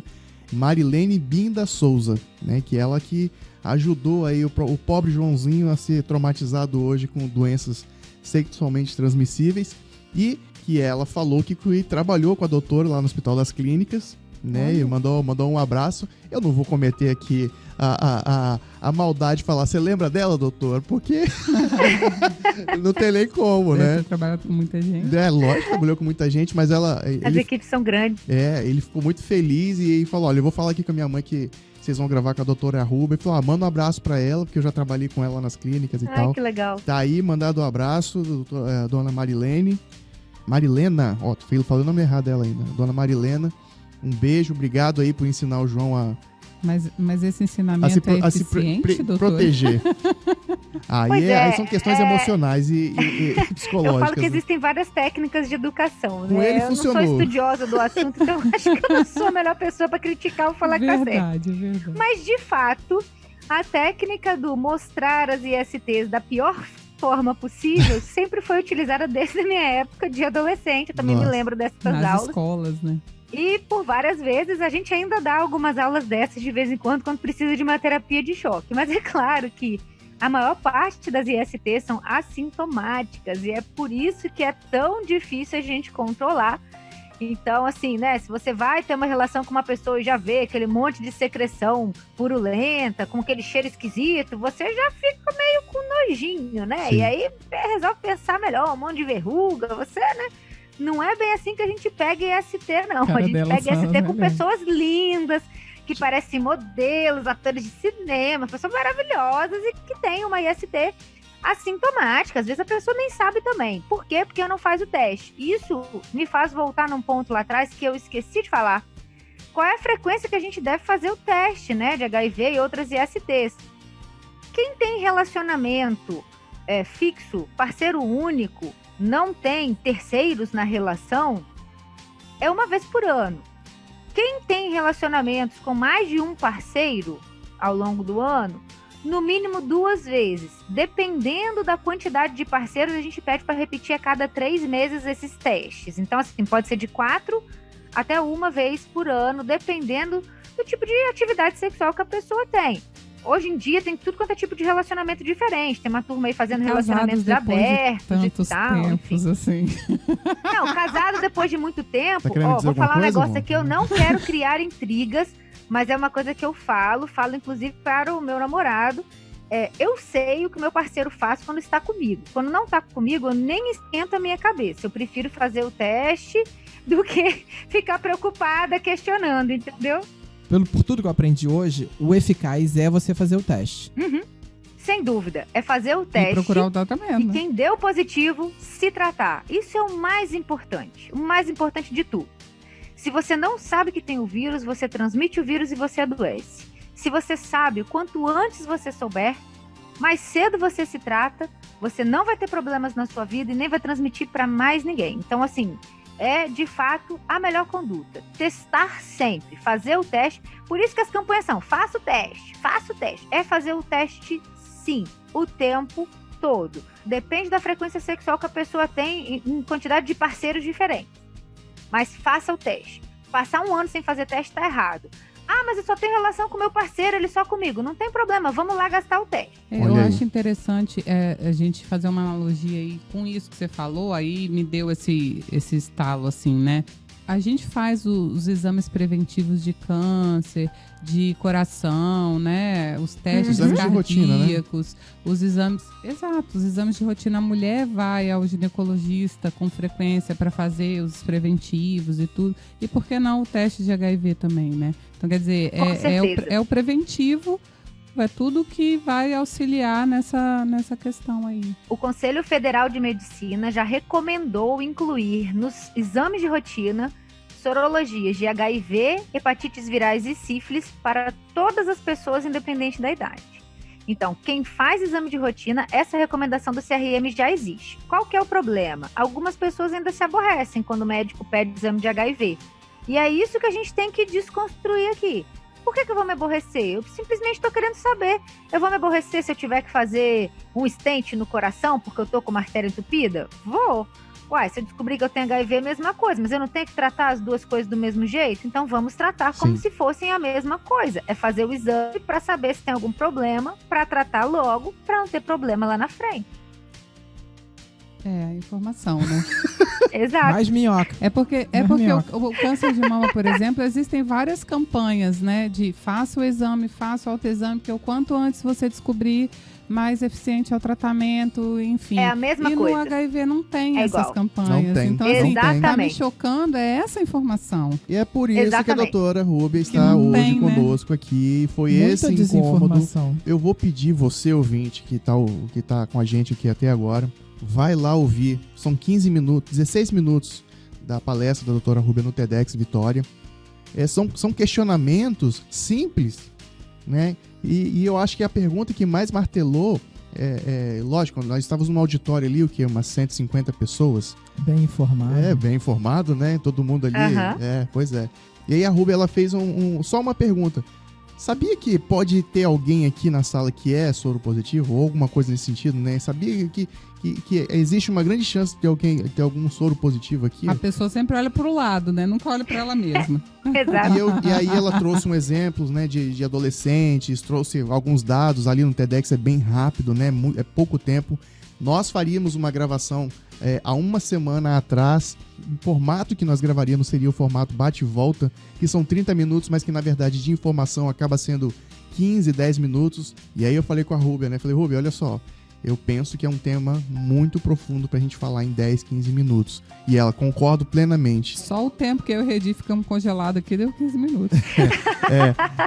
E esse concordo plenamente ali, eu já senti ali que viria algumas porradas, mas não tanto quanto nós levamos hoje. Mas, doutora, eu quero agradecer a sua participação aqui. Não dá pra falar tudo, não dá.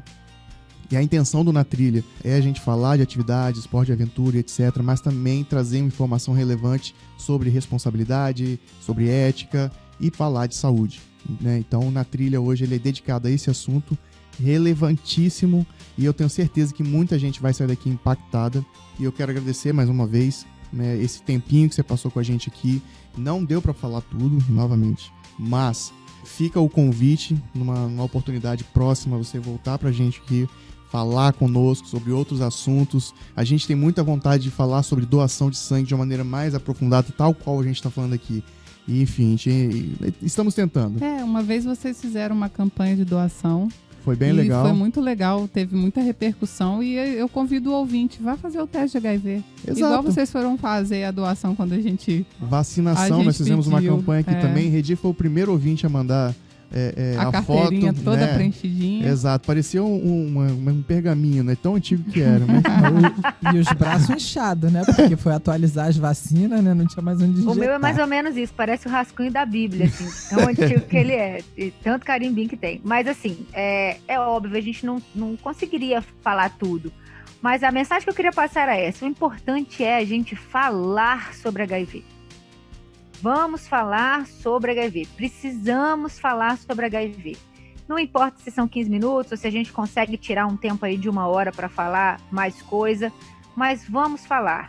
Na rua, em casa, no trabalho, aonde você estiver, fale sobre HIV, porque só falando sobre uma doença, sobre uma coisa, é que a gente consegue desconstruir qualquer preconceito.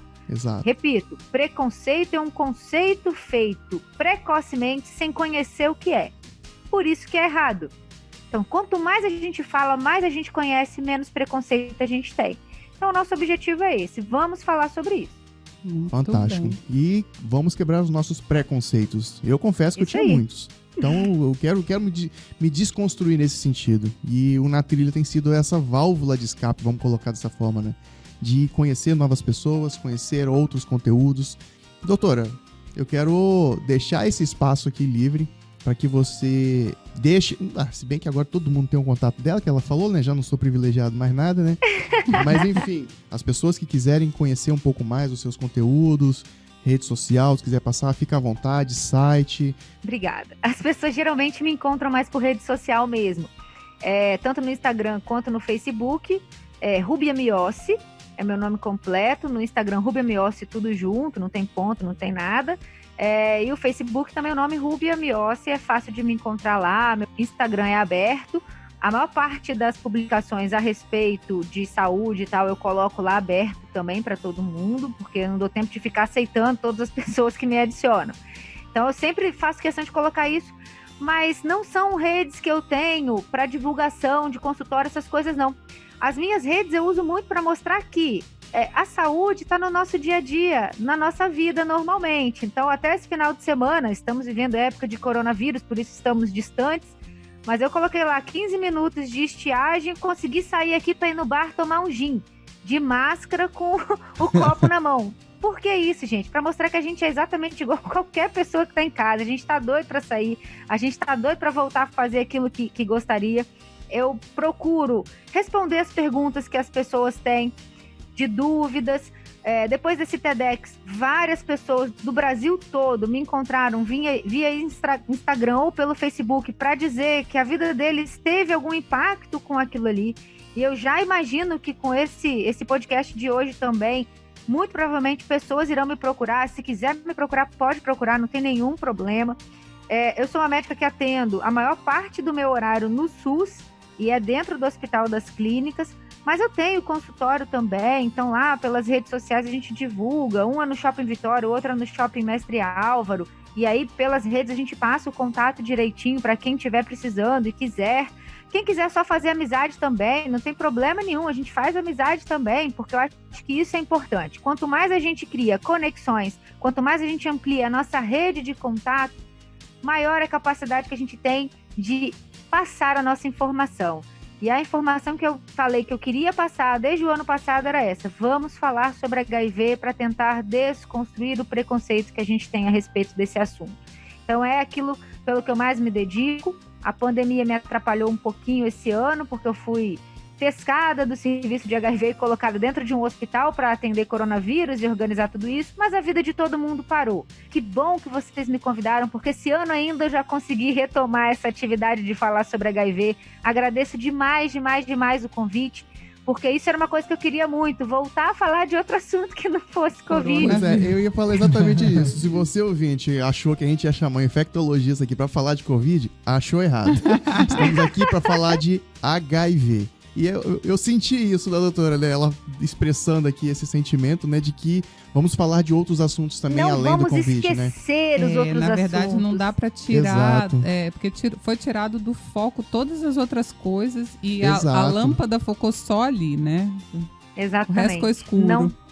Não podemos. Vamos trazer para o foco novamente esses outros assuntos. E é isso aí, pessoal. Muito obrigada mesmo pela paciência. Desculpe aí pelo choque várias vezes. Nada, o choque é bom. Esse choque foi bom. O choque a gente precisava sacudir as minhas choque necessário. A nossa audiência também vai trazer esse tipo de informação também pra gente. Redi, deixa aí suas considerações finais. Agradecer a doutora pelo tempo, né? Que a gente sabe que deixa eu sacudir as minhocas aqui. Dá pra sair pra pescaria agora, reunir as minhocas e pescar. A gente sabe que a doutora tá muito ocupada, né, nesse tempo de pandemia, muito requisitada pelas mídias aí pra dar entrevista e tudo. E agradecer esse tempo que você dedicou aqui pra gente. Despertar, assim, tirar as minhocas da cabeça da gente. Assim, fiquei surpreso com um tanto de coisa que eu não conhecia. Muita coisa, né, cara? Nossa! Tudo isso que eles falaram, né, questão do tempo, da dedicação, e agradecer por você estar fazendo esse trabalho e dedicada a passar informação. Passar informação mesmo de coração. A gente sente que o que você quer é de coração. É passar a informação independente de qualquer outra coisa que permeie esse pedido de vamos conversar sobre. Você quer falar sobre, ponto. Né? Você quer que a informação chegue. E eu gostei muito da conversa. Muito obrigada. E desconstruiu tudo aqui. Desconstruiu, descomplicou. Nossa, chegou a estourar o áudio aqui. Mas tá ótimo. Ai, que bom. Fico feliz que tenha tido essa repercussão. Aproveita o momento para dizer pra gente como é que foi gravar o Na Trilha e gravar novamente. Não sei, pelo que você já me passou aí, parece que você já gravou outros podcasts. E deixa aí o seu tchau pra audiência. Podcast, na verdade, foi a primeira vez, para ser bem sincero. Eu já fiz muitas lives, assim, à distância, como a gente está fazendo, televisão também, nesse mesmo formato, mas podcast é a primeira vez. Cara, foi muito legal, gostei demais, adorei a companhia de vocês três, as perguntas todas, acho que o nosso papo rolou de uma maneira, assim, suave, tranquila, e é aquilo que eu falo, eu gosto da conversa, no nível da conversa que eu posso ter sentado no bar tomando minha cervejinha com os meus amigos. Que seja assim, tranquila, descomplicada mesmo, porque a nossa ideia é descomplicar. Adorei. Próxima vez que me chamar, a gente aperta a agenda de novo e estamos aqui de novo com vocês. Obrigada. Eu vou usar até a expressão que eu... Isso tá registrado, hein? Eu vou até usar a expressão aqui que eu conversei hoje numa reunião, né? Pode me estender o tapete vermelho, mas não me dê a chave, né? Porque senão fica difícil. Você já tem o WhatsApp, pronto. Já me acha, não tem mais jeito. E olha, gente, eu deixar registrado aqui também que a doutora, ela é altamente acessível. Altamente acessível. No dia que eu conversei com ela na palestra, falei, doutora, tem aqui um podcast, vamos gravar. Na hora, vamos gravar. Mandei mensagem para ela, quando viu, respondeu prontamente dentro das possibilidades dela. E assim, estou grato e acho que não vou me estender muito aqui. Mas eu quero agradecer a você, ouvinte, que está participando com a gente aqui, agradecer pela sua participação, agradecer pelo seu download. Faça esse programa viralizar. É a primeira vez que eu estou usando esse termo aqui, porque eu não gosto desse termo, mas eu acho que cabe nesse momento. Né? Temos 5 anos de produção, doutora. Primeira vez que eu estou falando isso aqui. Faça esse programa rodar, faça esse programa viralizar, leve essa informação, convide a doutora ou promova esse tipo de debate no seu círculo social, no seu círculo acadêmico, no seu círculo religioso. É importante. Quanto mais informação acontecer, maior será e melhor será a convivência entre todos. Eu sou Renan Cirilo Alves, o @Recirilo das redes sociais. Deixa aqui o meu agradecimento, meu abraço e principalmente também agradecimento a Gabriela Brasil na produção dessa pauta. Agradecer ao professor Cláudio Rabelo, que ele ministrou a palestra sobre marketing lá no TEDx. Foi através dele que eu fui convidado a participar do TEDx e lá conheci a professora e doutora Rúbia Miossi. Então, um abraço aí também, Cláudio Rabelo. E é isso, né? Obrigado, ouvinte. Mande a sua explosão de mente pra gente aqui, o que aconteceu com você. Nós precisamos saber dessa sua reação, o que isso colaborou contigo, como colaborou. Mande a mensagem lá no nosso Telegram, @natrilhapc, ou no nosso site vcnatrilha.com.br. E é isso, né? Estamos aqui à disposição. Beijo, tchau. Beijo, tchau. Valeu, doutora, obrigado, tchau. Obrigada, tchau. Doutora, Tchau, obrigado, doutora.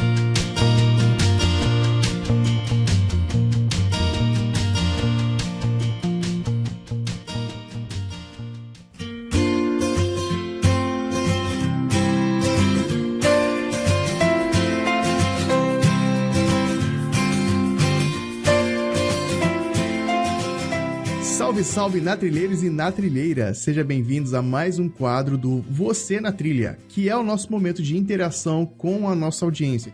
Antes de tudo, eu quero agradecer para você que chegou aqui nessa parte pela primeira vez. A gente sabe que a audiência dos podcasts ela é rotativa, tem sempre gente nova chegando. E se esse é o seu caso, eu quero agradecer você por essa participação aqui e dizer que esse é um momento que a gente espera que você saia daqui informado, tenha se divertido e curtido esse assunto aí. Mas hoje eu não estou sozinho aqui. Juntamente com esse momento aqui da gente conversar com a nossa audiência, eu tenho um camarada aqui, uma das pessoas que mais colaboram aqui com Na Trilha, né? Que é o Sr. A. Seja bem-vindo, Sr. A. E aí, sou eu. Eu achei que você ia me apresentar igual o Marcelo Nova apresentava o pessoal sempre. Uma lenda viva. Nem sei quem é esse, mas tudo bem. Vamos lá. Quem pegou a referência, pegou. Ai. Bom, conto com a sua colaboração para colaborar na divulgação Na Trilha. O nosso site é vcnatrilha.com.br, as nossas redes sociais, todas elas, @natrilhapc, inclusive até mesmo o nosso Telegram, e o nosso e-mail, natrilhapc@gmail.com. O e-mail tá caindo de desuso, né, senhora? Quase ninguém mais tá usando, né? Só para spam, é isso mesmo?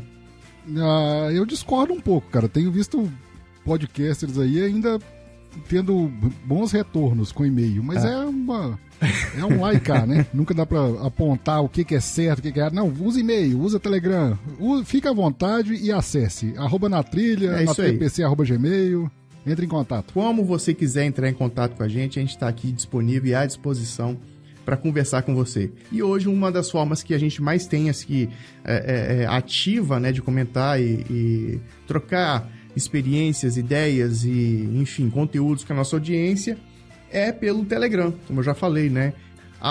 @natrilhapc. É só você clicar no link que tem na postagem desse episódio que ele já vai cair direto lá no nosso grupo. Você vai ser muito bem-vindo. E além disso, nas redes sociais, para você que quiser se comunicar com a gente, fazendo postagens, mandando mensagens direta, qualquer coisa, não esqueça de usar a hashtag natrilheiros, né? E também marcar o @natrilhapc. Seja no Twitter, Instagram, Facebook, YouTube agora, né? A gente tem YouTube, daqui a pouquinho eu vou falar sobre isso. E é isso. Senhora, tem tempo que você não volta pra gravar com a gente aqui, hein, cara? Tem que diminuir essa frequência ausência, sua. né? Não, tem que diminuir a frequência. Aliás, aumentar a frequência e diminuir a ausência. Isso aí. Isso. Cara, de certa forma, eu fico grato pela falta de tempo, né? Muita coisa pra fazer. É bom. Muita edição. Tem o seu lado positivo e o seu lado negativo. O lado negativo é que me afasta de certos prazeres, como gravar com os amigos, gravar em programas que a gente gosta muito. Sou um fã do Na Trilha desde sempre. Mas o lado positivo é que tem rendido. Tem rendido bons trabalhos na podosfera aí. A coisa que a gente tem feito aqui é indicar, de fato, os parceiros que trabalham com a gente aqui, né? Tanto você, na parte de edição de podcasts, também tem aí a Nativa Multimídia, que cuida da parte de design. Falar aqui do Padrim, tá? O Padrim, para você que chegou aqui a primeira vez, temos o Padrim e temos até o PicPay, né? Que é uma forma de você contribuir financeiramente com o Na Trilha, para que ele continue maior e melhor. As contribuições podem ir desde R$1 até o quanto você puder. Para você entender melhor como é que funciona esse tipo de contribuição, esse tipo de serviço, é só você acessar lá no site padrim.com.br/natrilhapc e você vai ver lá os planos que a gente tem de contribuição. E além disso tem no PicPay também, né? Que é @natrilhapc. Você não é obrigado a pagar todos os meses, mas claro, sempre que houver um pagamento, vai ser muito bem-vindo. Vez por outra eu comento, Renan, sobre a dificuldade do brasileiro em ter esse reconhecimento financeiro, né? O brasileiro tem muito preconceito com isso.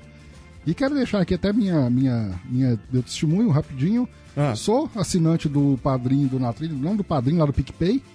E, cara, assim, eu sei que o meu valor não é o que sustenta o Na Trilha, mas é uma forma de gratidão. É uma forma simplesmente de gratidão. É um a gente tem que ali. quebrar isso, a gente tem que quebrar esse...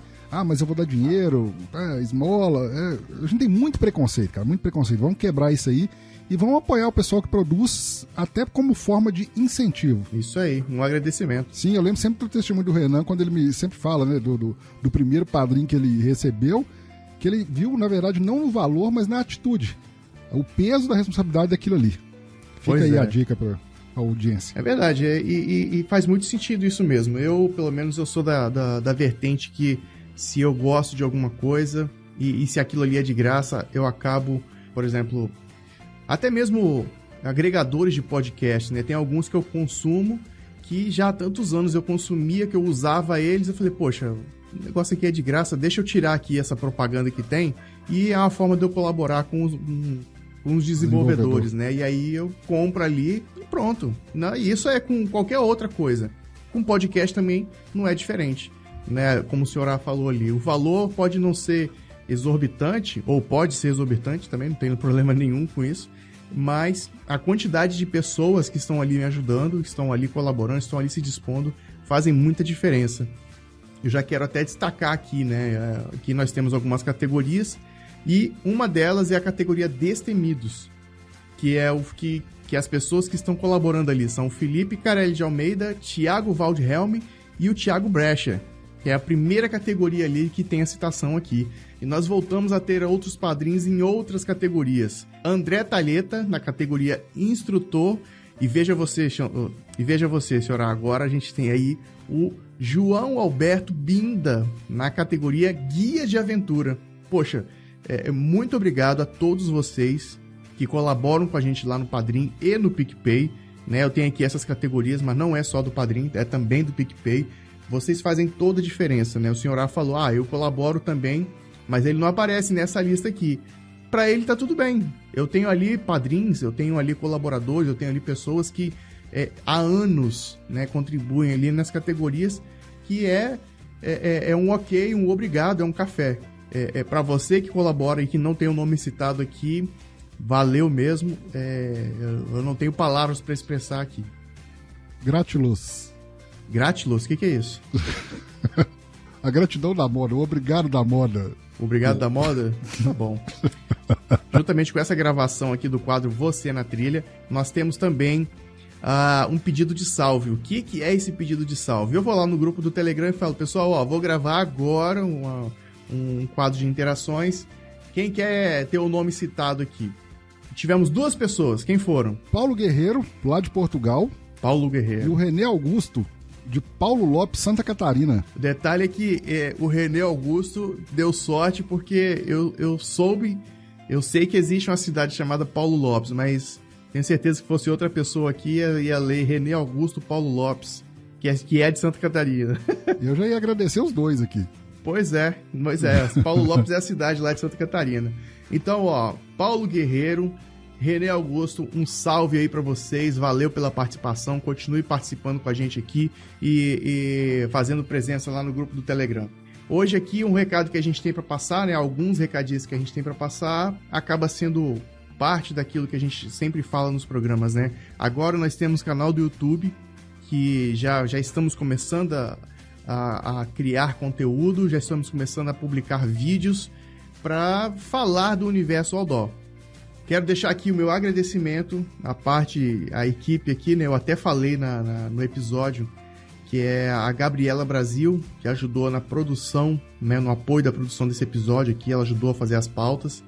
E agradecer o próprio senhor aí na parceria que a gente tem, né? Então, já agradecendo diretamente aqui, né? A revisão desse episódio que você acabou de ouvir com a doutora Rúbia Miossi foi feita pelo senhor A. Foi tranquilo, senhor A? Curtiu o episódio? Muito bom. Muito bom mesmo. Que agora quem chegou aqui já ouviu também e vai concordar ou discordar de você. E um recadinho final aqui. Em 2021, novembro de 2021, o Na Trilha vai participar de uma expedição para o Monte Roraima. Pelo que eu tô vendo por baixo aí, já tem 7 pessoas confirmadas. A gente ainda não tem todos os detalhes, né, de como que vai ser, mas vamos formar um grupo. Depois que a gente gravou aquele episódio lá com o Gadeto, senhora, várias Sim. pessoas vieram me perguntar e alguns padrinhos lá no grupo de padrinhos vieram questionar também, poxa, não, quando é que vai ter uma saída e tal? E a gente está organizando para novembro de 2021 fazer uma expedição só com um pessoal do Na Trilha. Não tá tudo fechado ainda, mas é certo que a gente vai em novembro.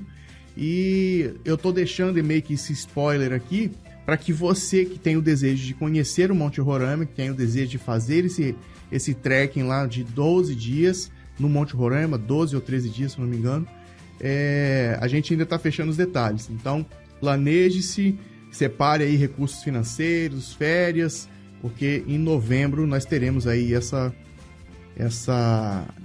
atividade em conjunto.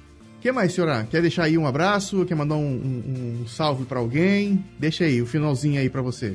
Eu quero agradecer o convite, né, de estar aqui na trilha, fazendo essa participação especial. Opa! E quero deixar uma recomendação para a audiência em geral de o seguinte: a importância, né, isso aqui já foi citado, não só do apoio financeiro, né, Padrim, PicPay, como o do compartilhamento.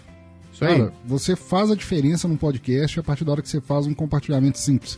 Seja no seu Twitter, seja no seu ciclo, porque quem te acompanha, quem gosta de você, quem te dá credibilidade, vai ver que você está consumindo uma coisa bacana, né? Que se você consumiu é porque você gostou e provavelmente vai querer ouvir também. Isso aí. E compartilhamento é cada vez mais fácil, né? Por conta de vários agregadores diferentes, alguns mais populares, e isso facilitou muito a propagação de programas. E fica então essa recomendação: compartilhe o programa que você ouve, sempre compartilhe. Sim, não somente na trilha, tá? Todo podcast aí que você ouve, que você curte, que você gosta dos produtores, ajuda a espalhar a palavra, né? Uma coisa que eu sempre falo ali é que não existe quem não goste de podcast. Existem pessoas que ainda não conheceram o podcast correto para elas. Indico na trilha também, né?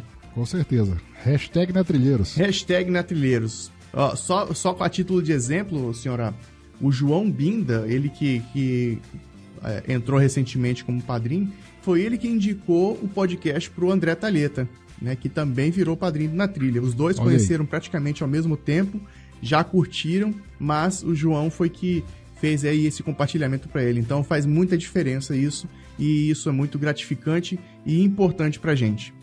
Deixa aí, senhora, o seu tchau, sua rede social, o pessoal quiser entrar em contato contigo, pedir orçamento, pedir cortesia.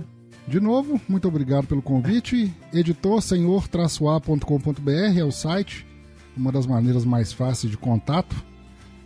contato@editorsenhor-a.com.br é o e-mail. Para qualquer coisa sobre podcast, é um prazer conversar sobre sempre. Opa, show de bola. Valeu, galera. Até a próxima. Um abraço. Manda e-mail pra gente. Mande o que esse episódio trouxe de informação relevante para você. É muito importante a gente saber disso e ficar atento, saber se a gente está produzindo alinhado com o que vocês querem. Um abraço, um grande beijo, tchau! Tchau!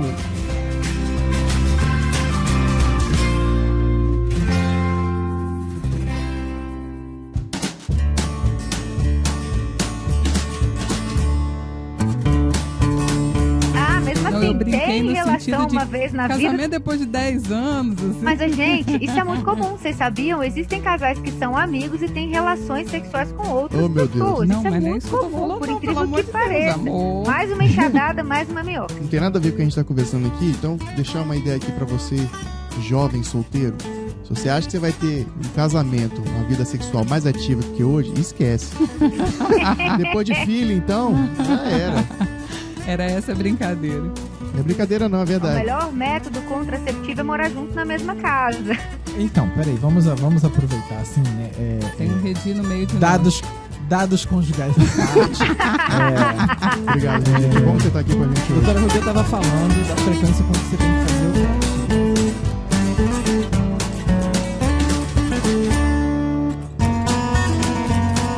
Beleza, deixa eu parar aqui a gravação.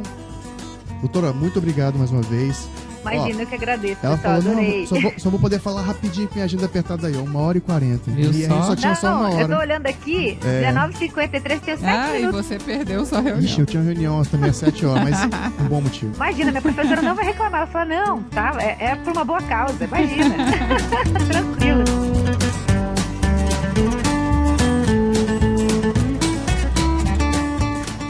Faz aí aquela pergunta que você trouxe no início.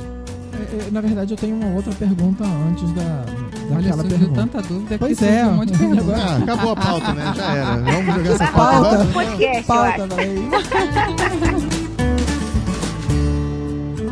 Eu sou Redi Siqueira, carioca, apaixonado por Vitória. Peraí, Ed. Falhou. Olha o Aí, coronavírus aí. meu Deus do céu. Olha o corona. Justo com a infectologista aqui. Oh, meu Deus. Não, foi uma falha técnica. De novo? Vai.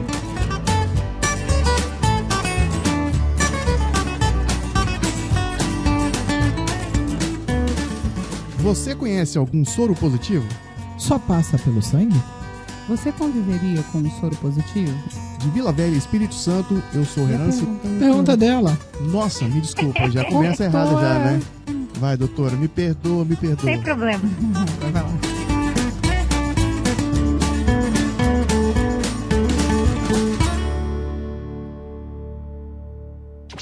Faça desse podcast a sua aventura. Esse programa foi produzido e editado por Na Trilha, podcast Transmídia.